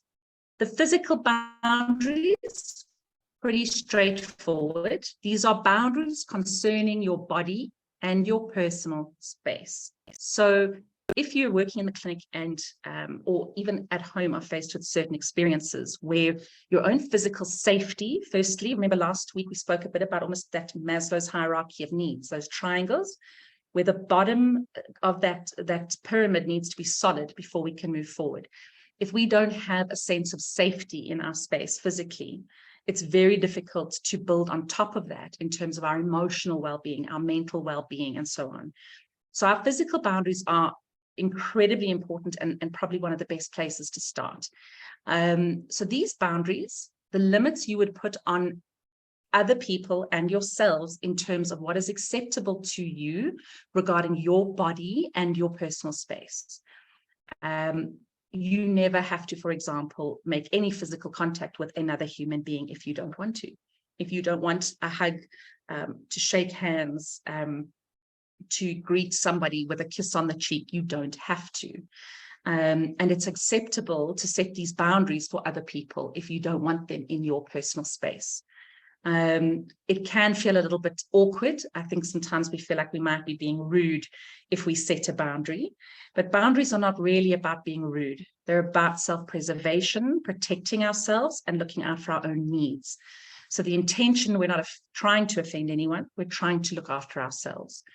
So physical boundaries, moving on to sexual boundaries. So this is more specific to your personal life. We won't spend too much time here.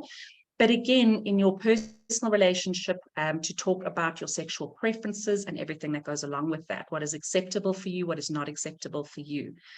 In terms of yourselves, as well as some of the people in the clinic you'll be working with, many of the sexual boundaries will have been crossed in those you who are reporting or are have experienced sexual trauma. So these boundaries have been violated. When our boundaries are violated by somebody else, typically that will result in a trauma. So some of the ladies, you can understand why they might be angry, aggressive, ways that feel a little bit confusing to understand sometimes. And I think, as Nisha was saying earlier, sometimes trying to connect, sit down and listen to the words that person is using will help you to understand their journey. So I think when we're in that space, we have to suspend our own judgments, thoughts, expectations, ideas, norms, and values around these types of things, and actually try to listen to the words that the person, the client, the lady you're working with, what is she saying? What are the words she is using? And what does that tell you about her experience, how she is seeing the world, and how that is, and what that's making her believe about herself. If we go down to intellectual boundaries, so this is opposing views can cause problems. Setting boundaries will help. So I think this is also quite a protective intellectual boundary in terms of having the right to not engage in certain conversations, arguments, debates that feel intellectually controversial for you. At times, it is important to engage in these types of things constructively, okay, because this is how we learn. So when we have certain ingredients in place, for example, a safe environment, meaning we can trust the people around us, the people we're having this conversation with. We understand that the purpose of having this discussion and sharing different views is to be constructive and to learn something and to understand something new. It's not to be destructive or abusive to anybody.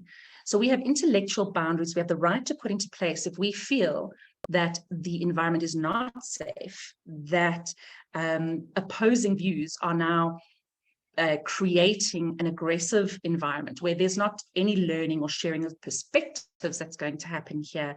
We have a right as well to block ourselves from that. And also with intellectual boundaries, part of this is going out of our comfort zone sometimes, trying to understand a new perspective, trying to connect with a piece of information or the way a person has explained something they've been through that doesn't make sense to you, but it's clearly a very real experience for them. That can really grow us sometimes. So emotional boundaries, are you always emotionally available? Good question. And can you ask for your own time? So some of you might feel like we are, you're supposed to always be emotionally available. The truth is you don't have to always be emotionally available. You need to protect your own emotional energy, and the work you do is very emotionally draining. A lot is taken from you in the day because you are surrounded by people who've been traumatized. You yourselves are vicariously listening to and observing what these people have been through, listening to these stories. And although it's not something that maybe is happening in front of your own eyes, the fact that we're hearing what somebody has been through and we're seeing how traumatized they are definitely has an effect on our own emotional space. So this is why you need to decide that there are times you need to save your energy for yourself, and it's okay to not be able to be there for everybody all the time. I think sometimes when we have children, this can be challenging because our children, especially if they're younger, can be demanding as well on our emotional boundaries. And I think there, if we are in the role of parent as well, we have to prioritize our children and our family's needs, as well as how much energy and emotional energy we're spending at work, so that we still do have emotional time left over for those that we love and live with. Financial boundaries: my money is not your money, hands off. So again, this is part of the lower down the pyramid. If we are not comfortable financially, if we're not okay financially, if we're not in control of our own finances, and this is something that, as you would know, working in these shelters where a lot of the women will have nothing. Historically, and I think things are changing slowly, but men have usually had the financial control in relationships, whereas women haven't. And it's something that we have to shift. We have to empower and educate ourselves that we need to be financially in control of our lives. We need to know where the money is going, how much money there is, how it's being spent. We have enough to make sure our needs are taken care of as well. Time boundaries. This is a big one. So your time is your own, and reclaim it with boundaries. Time is a very precious thing. Show love. Time is how we invest in our relationships. Time is what we give and dedicate to our places of work. It's incredibly precious. So time is something that we often also always say, I don't have time. We don't have enough time. We live in an incredibly fast-paced world, and we just don't have the time. Seems to come up a lot for all of us. And I think sometimes it's really, really important to sit down and just reflect on that, because before, before we are people, have a job, before we are a wife, a child, we're also just a human being that was born on planet Earth. We get this one life to experience everything we can. And we want to make sure that we have time for ourselves to do the things that matter to us, to learn the things we've always wanted to learn, to maybe travel somewhere we've always wanted to go. So protecting our time can be really, really important. I think in terms of working in a crisis environment as well, how long we spend in the environments is very important, and how we share our shifts to support each other and just take some of that pressure off is a really important thing to be looking at. And then lastly, expectation boundaries. High expectations might not always work, so talk about what you expect.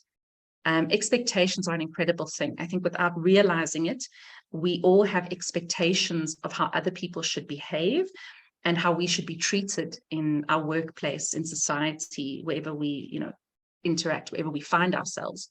And it's often through having an expectation that's not in line with how somebody else has viewed a situation can lead to conflict and hurt and harm. So it's really important that we are quite conscious about what is it I'm expecting from these environments in my life? How realistic are my expectations? And this is not to say we should set our expectations too low either. We have to find a middle ground where my expectations are reasonable and the things I'm expecting from people are important, in that they are there to meet some of my needs, help me, care for me, nurture me. or support me in some ways. And the amount of energy I have to do that for the people around me also needs to be realistic. What can I really achieve and give of myself?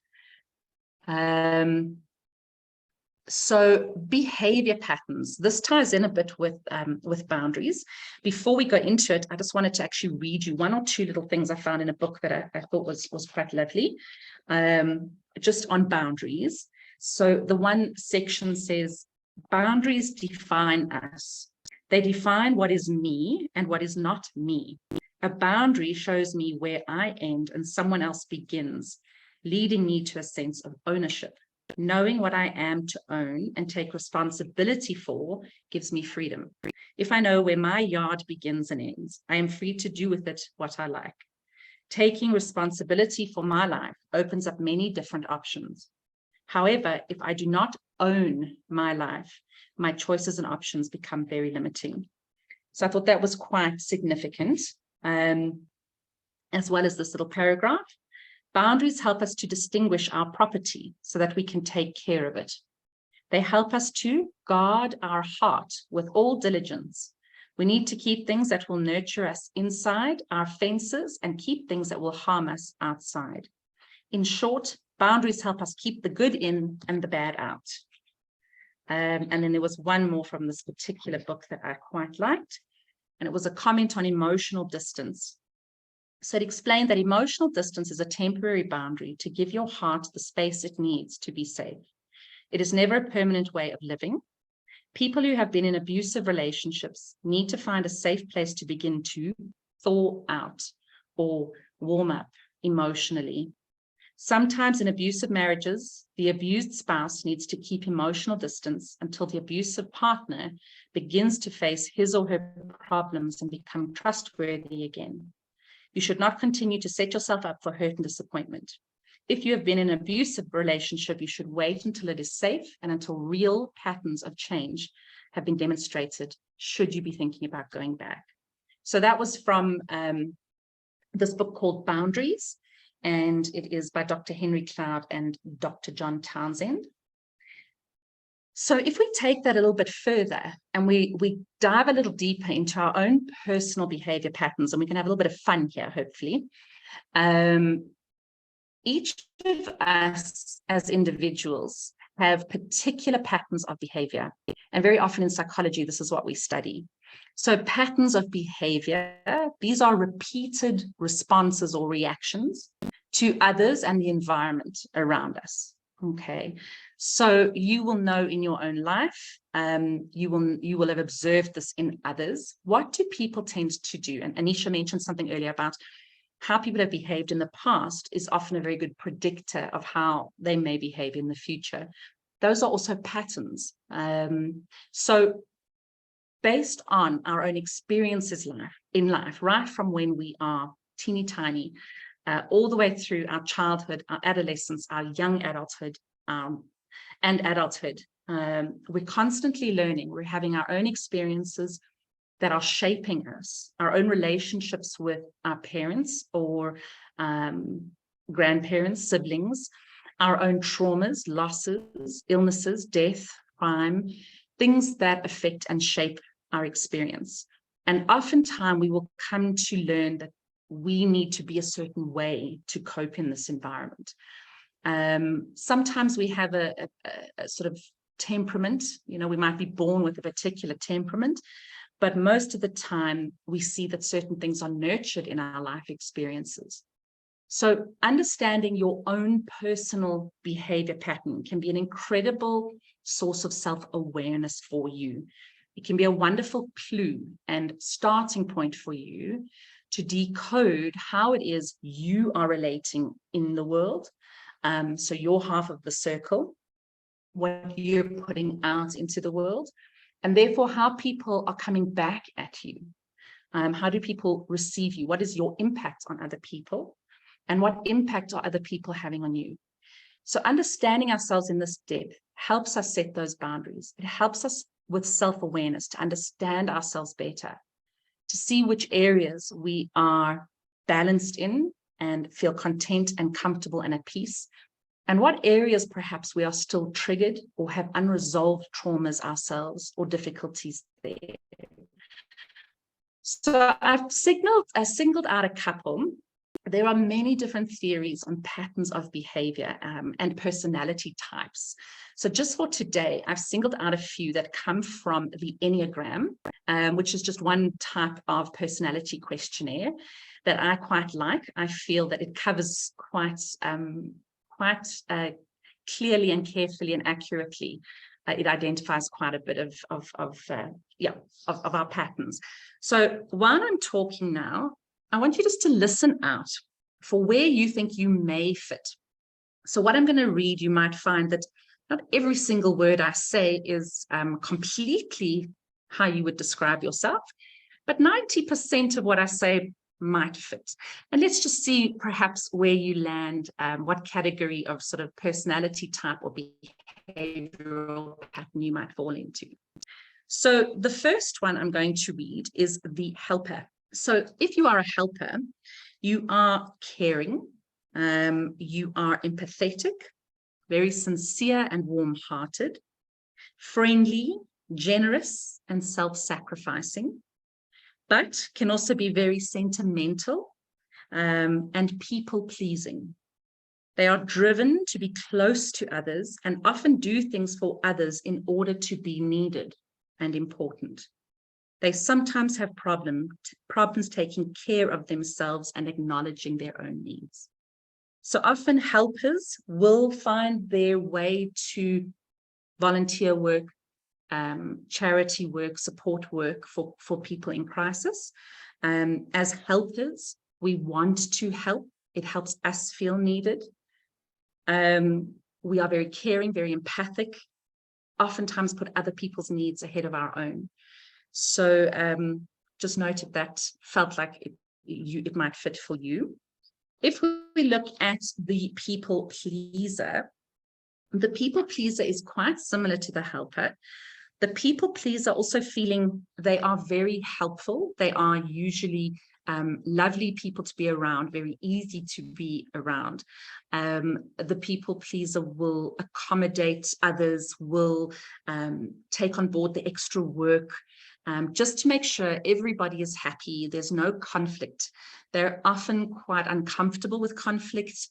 They themselves might feel intimidated or insecure about voicing their own needs, and usually in some way are trying to win the approval of those around them or those that they love or respect in order to validate how they feel. If we look at the perfectionist is, where is the perfectionist? Okay. So perfectionists, very often, these people can be incredibly hard on themselves, never working harder and harder, very similar to the achiever. I've just got a message that my internet is unstable. I'm hoping everybody's still with me. Okay. So the perfectionist and the achiever, very similar. They can be quite adaptable, very success orientated, self-assured, very charming, ambitious, competent, energized, energetic. They can be status conscious and highly driven. Thanks, Nisha, for personal advancement. They're often concerned with their image and how they come across to others, can be very important to them. And they can end up being workaholics and getting stuck into all kinds of competitiveness, which can be a strain or a drain. The next is the loyalist. So let's see if this could be you. The loyalist is often a very committed personality, security orientated. They're reliable, they're hardworking, very responsible, but they can end up being highly anxious, getting evasive, not being very clear sometimes, being a bit aloof. They run on stress whilst complaining about it. They can be very cautious and indecisive, but also reactive, defiant, and rebellious. Sometimes they experience a lot of self-doubt and suspicion of others. Okay, so that's the loyalist. The challenger, so this is a very powerful, dominating type. They're self-confident, they're strong, they're assertive, very protective of themselves, of others, of things that are important to them, very resourceful and decisive, can make really like to be in control of situations, the environment, relationships of others, and they can become confrontational and intimidating at times. They can struggle with intimacy, just allowing others to get close to them, and in the worst case can become a bit aggressive. The enthusiast, this is the very busy, productive type. They are very versatile or adaptable, can change to many situations, very optimistic, very spontaneous, do things quickly, often without necessarily thinking it through. They can be playful, high-spirited, quite practical, but they can overextend themselves. They can give too much of themselves away or say yes to too many things that they can't actually deal with.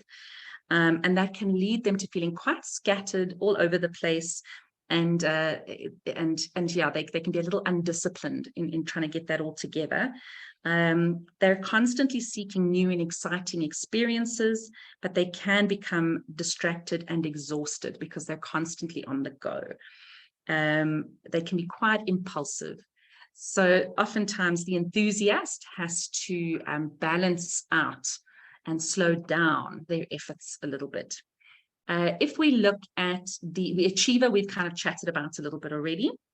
The investigator, these people are quite intense. They're very cerebral, so they're very much in their own heads. They're thinking a lot of the time. They're alert, insightful, very curious. They're able to concentrate and focus on complicated things, ideas and skills. They're quite independent and innovative. They can come up with creative solutions to problems, but they do get very preoccupied with their own thoughts, in their own minds, their own imaginary thoughts and constructs that go on, which makes them sometimes look a bit detached or a little highly strung, sometimes a bit intense. And they can sometimes struggle with feeling isolated. If we then look at, where were we now? That was the investigator. So now we're looking at the individualist, right? So this is the, these are quite romantic types, I suppose in love, true, but also just in terms of how they look at life through rose-colored glasses, maybe. They're quite introspective. They think, they go inside themselves a lot with their thoughts, their judgments, how they're seeing the world. And they think about themselves quite a lot. They're quite self-aware. They can be called sensitive. They're aware of everything that's going around them and might have emotional responses to that, although they're often quiet and reserved. They can be quite self-revealing sometimes, and emotionally blunt or quite honest. They might seem a bit personal sometimes and can maybe be a bit moody or self-conscious. They tend to withhold themselves from others because they don't want to feel vulnerable, but they can also feel resentful or unhappy about that. So it's a bit of a dynamic where they're locked in. The peacemaker, which I think is quite self-explanatory, but if you're a peacemaker, usually you're easygoing, you're very self-contained, very accepting, trusting, and stable personality, very good-natured, kind-hearted, supportive of others, but also willing to go too far to keep the peace. They want everything to be without conflict, and tend at times to minimize things. It's not as big as it seems. The problem's smaller than actually it is. So sometimes they can be a bit passive in terms of how they respond to things. They want everybody to get along, everybody to be okay, and are not sure how to manage a situation where there is conflict. And on the other hand, they can also be a little bit stubborn, interestingly. And then lastly, the reformer. So the reformer is quite principled, quite idealistic. They're very ethical and conscientious. They have a very strong sense of right and wrong.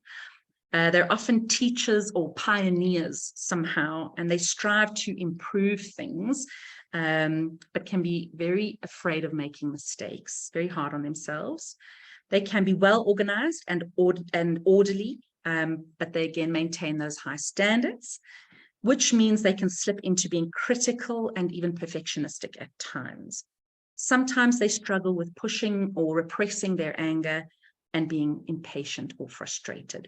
So I hope you had a bit of fun there trying to figure out if you are similar or exactly like any of those types. If not, don't give up. There's plenty of ways of figuring out your own pattern. The idea with this is the more we understand it, the more how to help ourselves cope better with situations when we're overwhelmed, when we're actually not feeling so good. So in terms of that, what I think we could do now is maybe just take 5 minutes. It's 1:35, 5 minutes to stretch, have a sip of water, and then we'll do the last little section till about 2 o'clock. If not just after 2, and then we'll open up for questions and answers. I'll see you all now.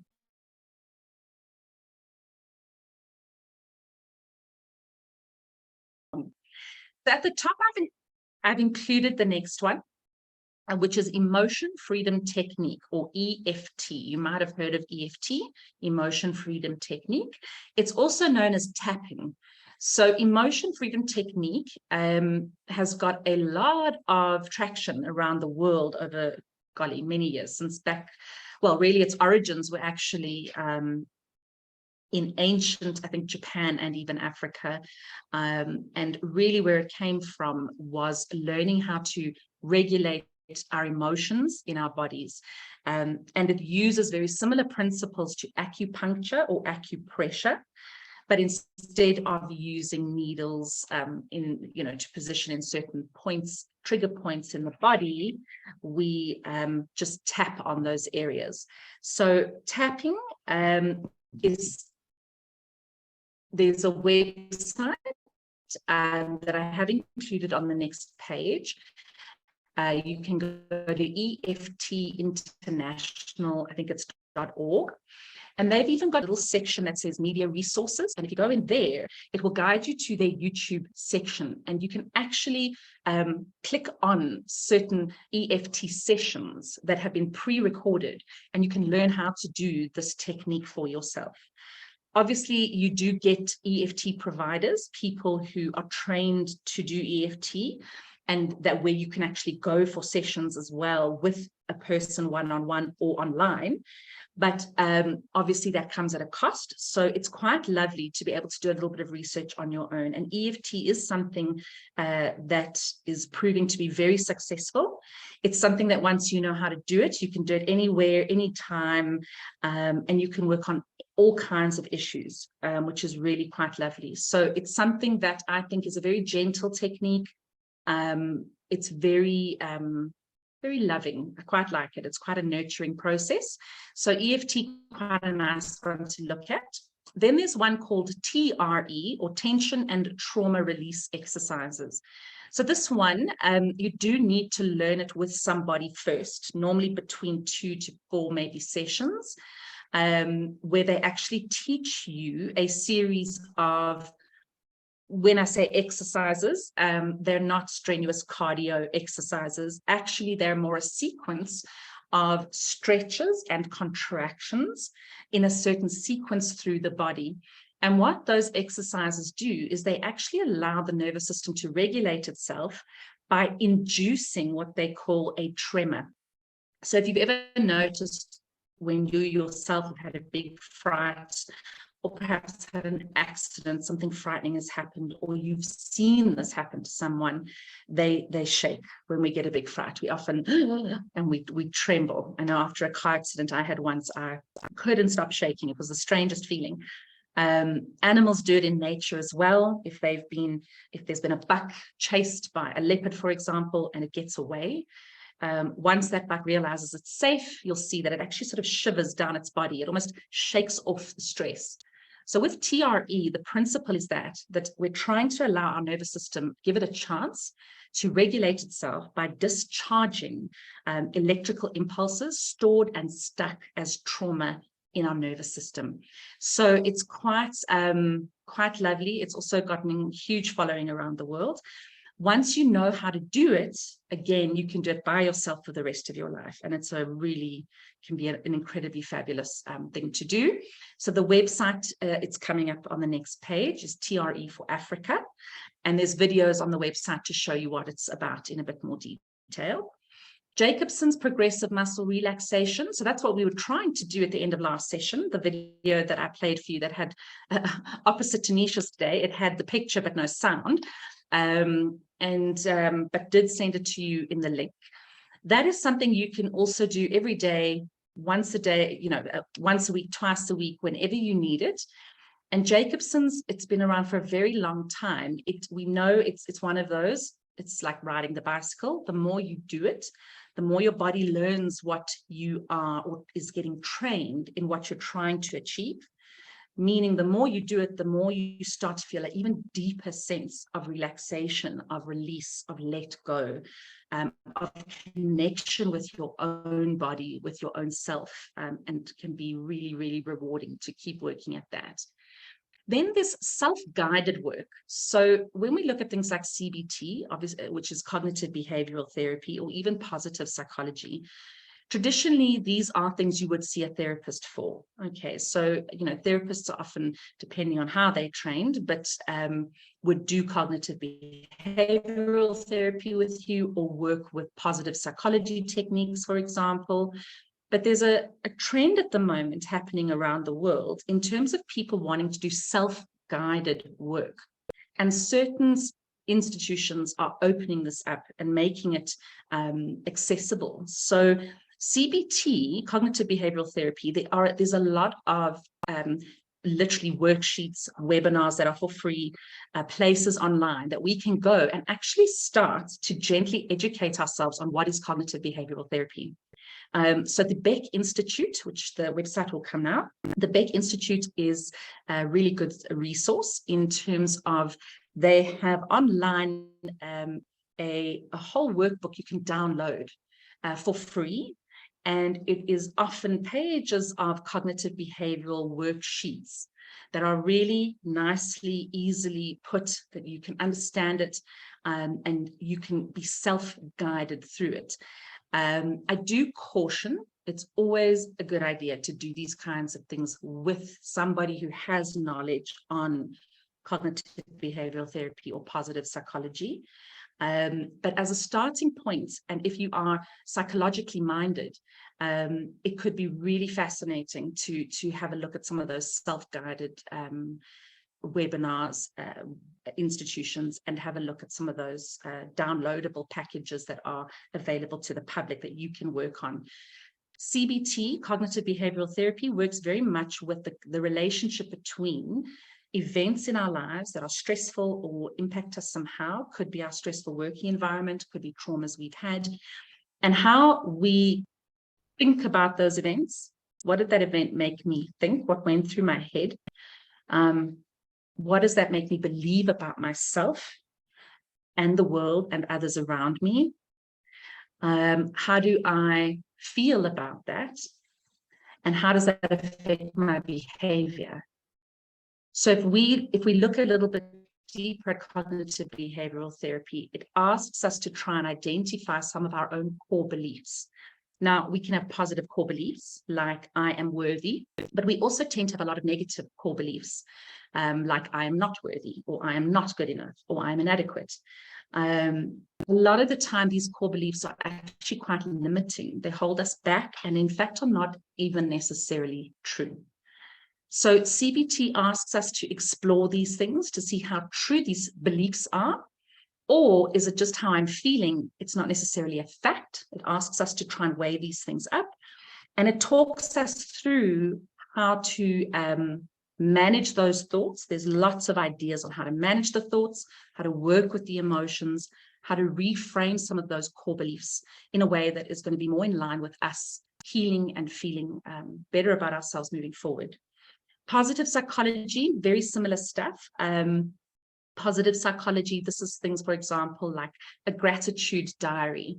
One of the examples is, every single day, writing down 5 things that you are grateful for. That if we become more aware of the small things in our lives that keep us going, that are the highlights of our day, even if they seem small, if we foster gratitude, we are improving our well-being, we're improving our mood, we're improving our outlook. So there's also quite a bit of positive psychology work available on the internet. Psychotherapy. So obviously, if there is a chance to sit with a counselor, and again, there'll be a few resources just now, to sit with somebody trained in understanding our behavior patterns and who is just there confidentially there for us, to support us, to understand our lives and to be a person to walk the road with, can be incredibly rewarding.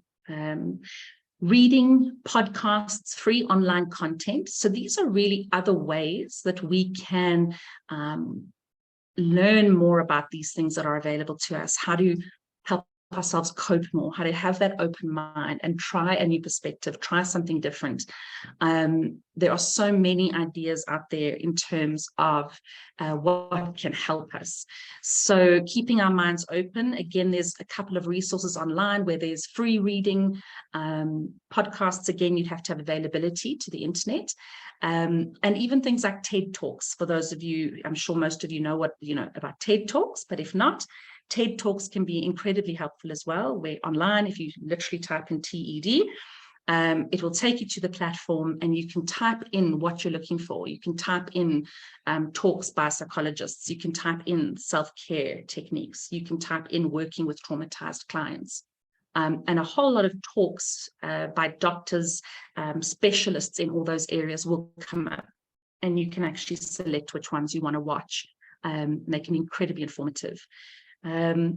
So just having a quick look at the last few resources that I've popped there. I've just given you some of the websites, eftinternational.org. So that was the tapping, treforafrica.com. That was the trembling. I've then included a little link to go and have a look. There's an article by the WHO, the World Health Organization, specifically on research done on self-care in terms of working in traumatic environments. So that article might be quite interesting for you just to have a look at as part of reading. The beckinstitute.org, so that's where you can find those CBT I think they call them the package online, and you can download all the worksheets. SADAG, obviously, and I think Nisha also provided quite a lot of info on SADAG. Lifeline. Lifeline are great. I did their course years and years and years ago, I think before I'd even qualified as a psychologist. And if the course is anything that it was then, it was really good. We had to do quite a lot of self-reflection. We had to learn how to do counseling skills. And when people phone in, it's completely confidential and you can talk openly and freely. And you can even book appointments to talk to the same person whenever when you need to, and that's over the phone. Legal aid, always just a nice one to have and to know in case some of the things, our financial, our safety, that we just have a place to get support if we have those. I think standing for technology, education and design, something to that effect. But if you just type that into Google, it'll come up. And then there was another app, this Kenna Health app, which looked really lovely. Also for mental health, where you can go on and not even just mental health, but nurses on standby, therapists on standby. And I think the fees involved are minimal. So there is a fee, but it's a small amount. And they seem to have really lovely resources. So you could Google that or download the app as well and have a look there and see if anything sounds interesting for you. So that's it from me for today. Thank you so much for your time. And perhaps we'll take 5 more minutes, and then Nisha will join us again and we'll do our Q&A session. So get all your questions ready and we'll see you in 5 minutes. So I've got the time as 1:56. So we'll see you at 2 o'clock. Thanks, Ryan.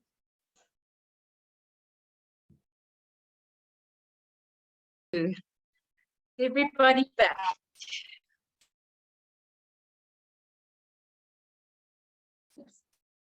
If you are able, it would be lovely to see your faces if you want to put your screens on, but fully understand if you can't do that. Hi there, Nisha. I see you're back. Hi. Welcome. Okay, lovely. So this is the questions answers section. Nisha, I don't know if you want to jump in. I know you had some case studies and I know there were some questions you'd given everybody time to sort of look at a little bit. Do you want to start with those? Sure, no problem. So in terms of our case studies last week, I did give, questions and then I provided some of my own answers, but I'm really interested to hear from some of you what you might have written down or if anything came up. I know that there was a case study on depression and then there was also a case study on anxiety. So we can start by looking at the one on depression. If anybody has anything there that's come up for them, or if anyone wants to include anything in some of the answers that I provided, if you can expand on that a bit, that would be wonderful. So I'm going to open it up and let's try turn taking. It's a little bit harder online. I understand, because we can't really see what others are doing. But just to keep in mind that when you aren't replying, to maybe keep your mic on mute, and then when you are ready to respond, to take it off mute. Okay, I think that's the best way. Let's see how we go, and if Ryan and I need to manage that in a different way, we'll try our best. Okay, so yeah, anything on the first case study in terms of depression that came up for anybody? Floor is open. Okay.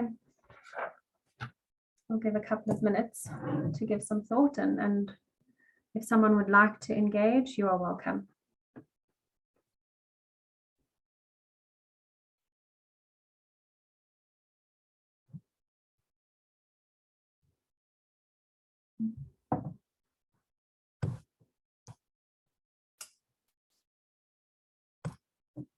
I'm just going to check the chats as well in case anyone is putting anything down there.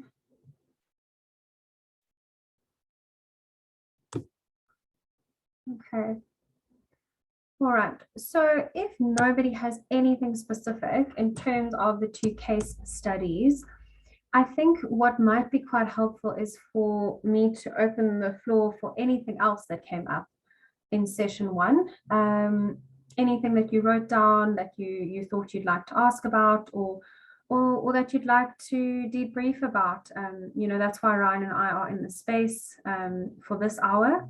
So if there is anything, then I'm going to leave it open for that, and I'll give you guys a few minutes with that. So absolutely any questions that came up in terms of session 1.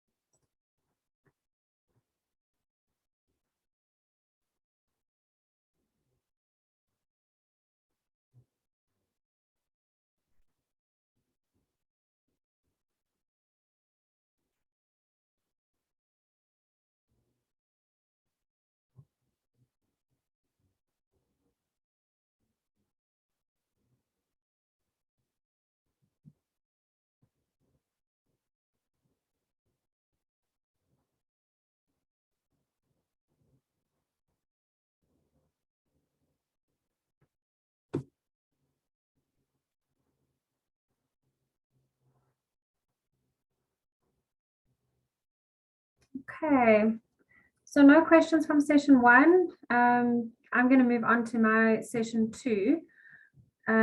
Obviously we spoke about, I had 2 specific questions that were posed to participants. So I'm wondering if anyone is willing to take a risk and share, in terms of the question around gender-based violence and substance abuse.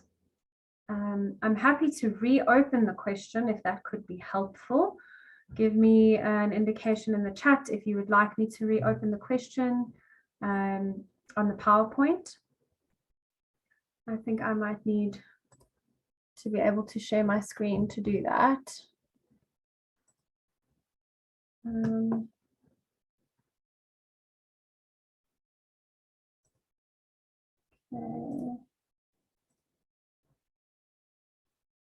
We have a hand up from Betty's Haven. Betty's Haven, do you want to go ahead? Yes, I'd love to try on that one, on the first question that was posed about the GBV. By the way, my name is Mandi Sadlamini. I'm the social worker at Crichton Sunflower Shelter in KZN.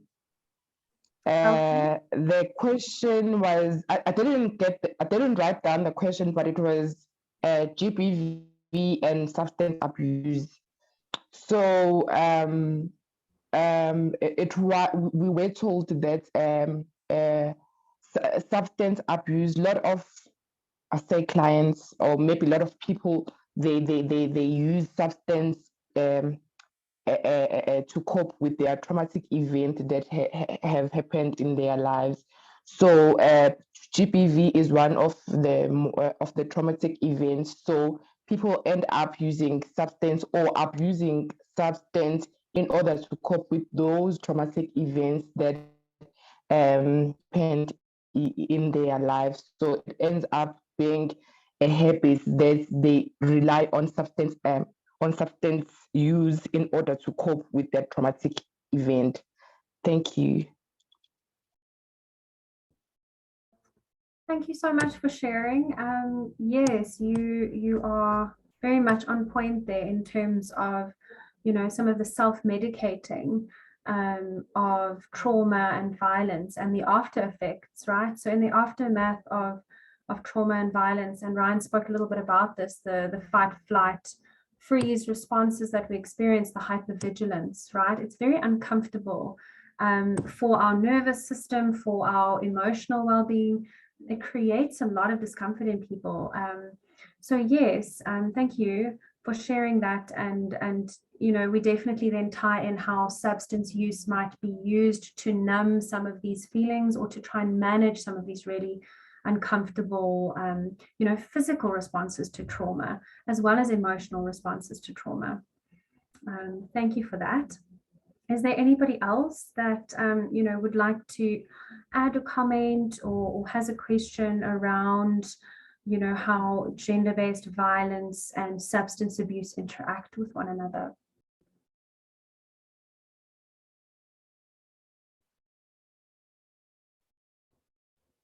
I'll give a minute or two and then I'll give a little bit of a response and we can open it up again. Nisha, something that's occurring to me as well is I think people feel like there are no options sometimes, that they can't leave, they can't get out, they can't escape. What they do have available to them is substance. And even though that is not a healthy choice, it might be the only, or might feel like the only option. And I think it opens up some very real life problems for not just South Africa, unfortunately, the whole world.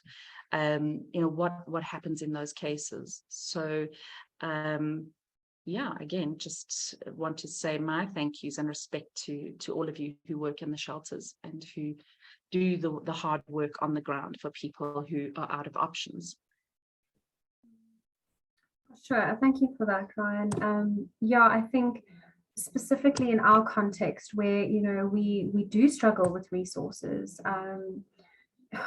there isn't always available help, and I think a lot of individuals end up leaning on substances to try and cope. So, and I think in the context that we're now currently speaking about in terms of the shelters, I'm fairly certain that you all, as you know, as the participants, have your own experience with this and what it might look like on the ground. So just one of my comments in terms of substance abuse and gender-based violence, I was thinking about it and I sort of flipped it onto the other side in terms of someone who is using substances and what that looks like in terms of committing gender-based violence, right? So there's also the other side of this, where, you know, someone on substances, so a partner, for instance, is definitely more likely to become violent, because we know that certain substances trigger aggression and irritability. It also disinhibits our ability to act and respond reasonably in situations.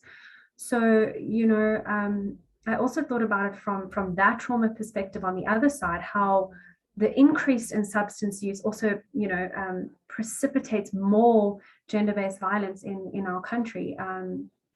You know, so it's going both ways, where if you're a victim of trauma, you're using substances to cope, but then you might also perpetuate violence because you are using substances to cope. So I just sort of thought of the cycle that might be occurring in our society and in our context. And then I also thought about victims of gender-based violence and how, you know, if you have an existing substance use disorder, the kinds of situations that you might find yourself in while trying to access substances, you know, we often see risk-taking behavior in terms of trying to access substances and, you know, going you know, into you know, areas that we shouldn't be in, or you know, trying to access substances can often put us in risky situations or dangerous situations that we might not previously have decided to be in.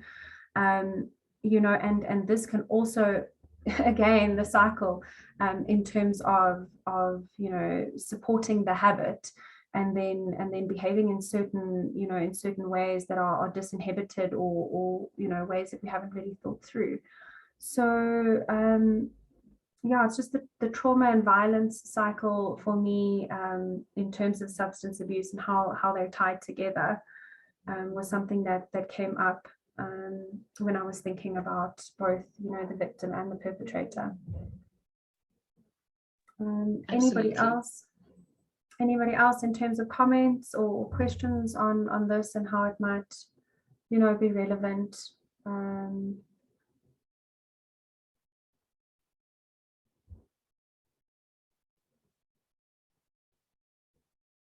I see someone's got their hand up.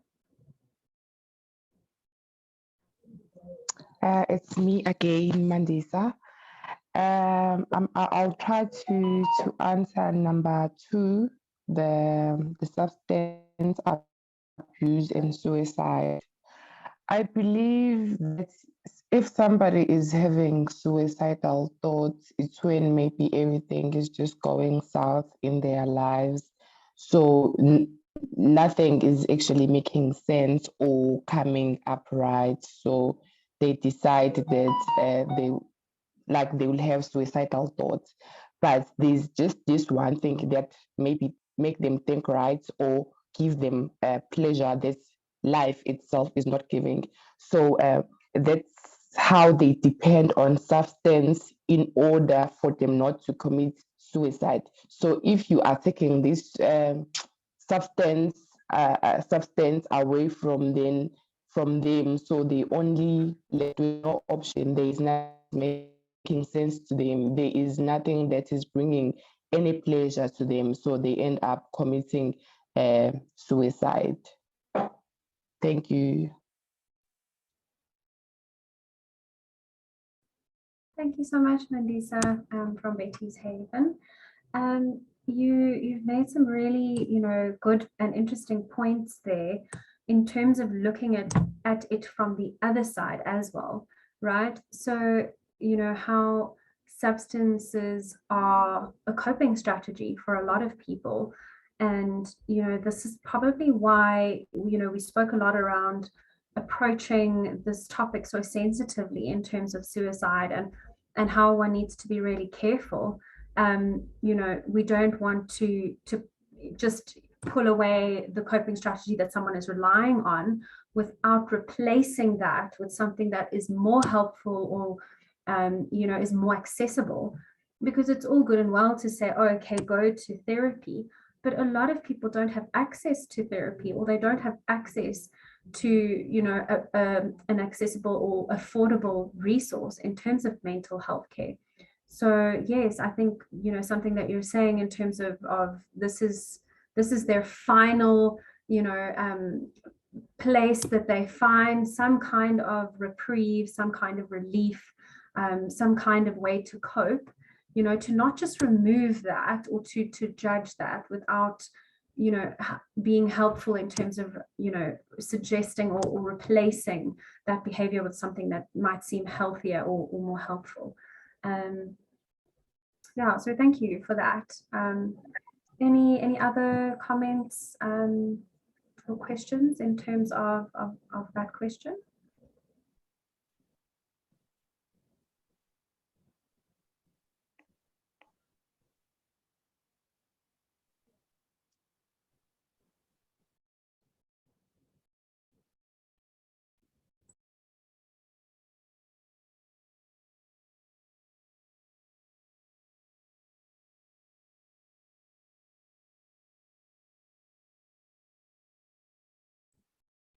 Okay, so just around, you know, I made one or two notes around substance use disorder and its association with suicide. And again, I think it maybe it's just the way that I think as a therapist, but there's often this cycle of helplessness and hopelessness, you know, fallout in terms of relationships, a system that we're in that just, you know, isn't providing the resource or the support that we need. And this all cycles around in terms of mental health issues. So we're looking at depression, for instance, and then how that can lead into substance abuse. Okay, so now we've got depression and substance abuse to cope with the depression, like one of our participants mentioned as a coping strategy. And often with depression, we have an associated risk of suicide. So now you've got your mental health issues, so depression, substance, which is, you know, causing withdrawal, anguish, feelings of guilt, frustration, the hopelessness that often accompanies the withdrawal, right? And this can often lead to a suicidal inclination. If you're just thinking of the spiral and the downfall and the cyclical nature of the depression leading into substance abuse leading into depression, and the cycle goes on. So, you know, my sense is that when a person feels desperate, they resort to desperate thoughts and acts. And often with substance use, we see this desperation, especially when they come to therapy. Like, they're so frustrated, they've been trying everything to stop, but, you know, the physical withdrawal, there are a lot of elements to substance use, you know, that are medical, that are really hard to overcome. You know, someone that's in withdrawal often just can't last through the withdrawal. So, you know, there are all of these things that we have to consider. And again, when this person is in this really desperate place, they're going to resort to desperate thoughts and acts. And this is where suicidal inclinations and suicidal ideation might come in. And it's something that we need to look out for. So, you know, in my mind, the association between substance use and suicide, it also has a different side that we need to consider. Obviously, while using substances, we have access to substances, and some of these can be lethal. So, you know, someone that with severe substance use can overdose, and this, you know, results in suicide. So, you know, the access to substances in and of itself, we need to consider. If someone is having suicidal ideation and they've got access to lethal, you know, force or substances, that also, you know, has a link, and we need to consider that too. And sometimes overdose is not necessarily on purpose. Sometimes it has to do with tolerance and the fact that, you know, we're increasing our use, and this can result in suicide. Okay. Anybody else on thoughts or any other comments in terms of substance use disorder and its association or possible association with suicide?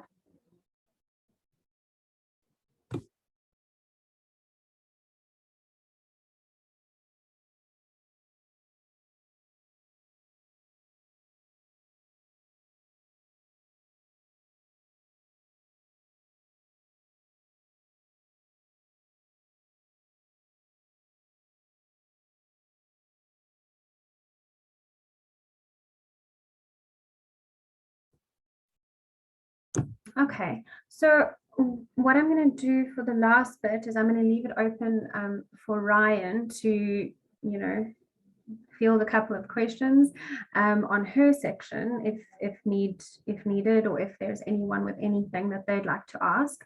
And if something does pop up for you and you'd like to ask me personally, if it's from my section or you know, I mean, Ryan and I are both capable of hopefully engaging and answering some of the questions. So I'll still be here, but yeah, I'm going to leave the last little bit open for Ryan. And if anything comes up for you guys that you'd like to ask me, I'm still available. Okay. All right. Thank you. Thanks, Nisha. So yeah, anybody, any other questions around the sections that I did or the workshop as a whole? Please feel free to just unmute and ask away.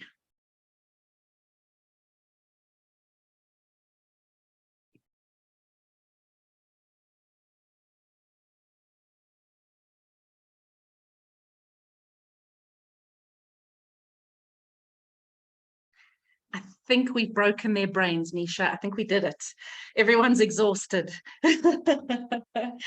Okay, so just from my side, it's been really lovely, well, from Nisha and my side to present to you over these 2 days. I think for us, it's been a challenge to not be able to see faces and, you know, have a little bit of interaction, but that's what happens online. I really hope that you have all gained something and found a takeaway, even if it's just something you knew already, but that really has reinforced something for you.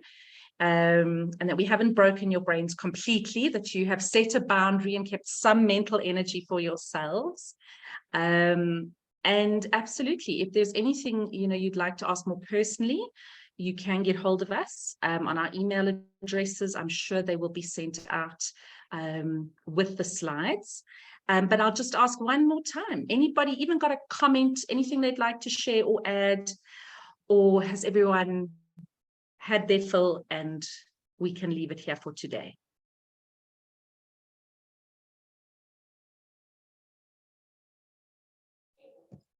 Hi, Ryan and Isha. From my side, on behalf of the National Shelter Movement, we are so grateful and appreciative for your time and the sessions that you have conveyed to us. They have been very informative. I know everyone's walking away with a lot of knowledge, and we thank you yet again. And yeah, we wish you well, and we hope that we can have future engagements with you guys. Thank you. That's wonderful. Thank you so much. And thank you for having us. Thank you to everyone that attended and that listened and that, you know, interacted with us. It does, you know, it does make it easier to do it again if you know, we have received some really nice feedback as well last week after the session, which was really helpful. So thank you to the organizers that facilitated that. And then just from my side, just to repeat what Ryan sort of has said in terms of, you know, further containment of anything that came up. So I'm very aware that I spoke on a sensitive topic today in terms of suicide and, you know, even in terms of depression, anxiety, PTSD, all of them. So if there is anything that's come up for any of you that you really do feel you need to reach out and receive extra support, you know, we would be available for a follow-up, but also we can definitely provide resources in terms of your area and who we could look at reaching out for, support groups, those kinds of things.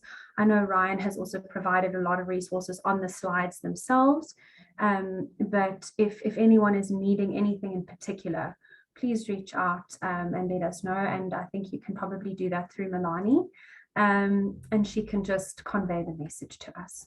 Okay. But yeah, just from my side, thank you so much for attending and allowing us to share with you. And yeah, we hope it was helpful. And yeah, we hope to see some of you in the future again.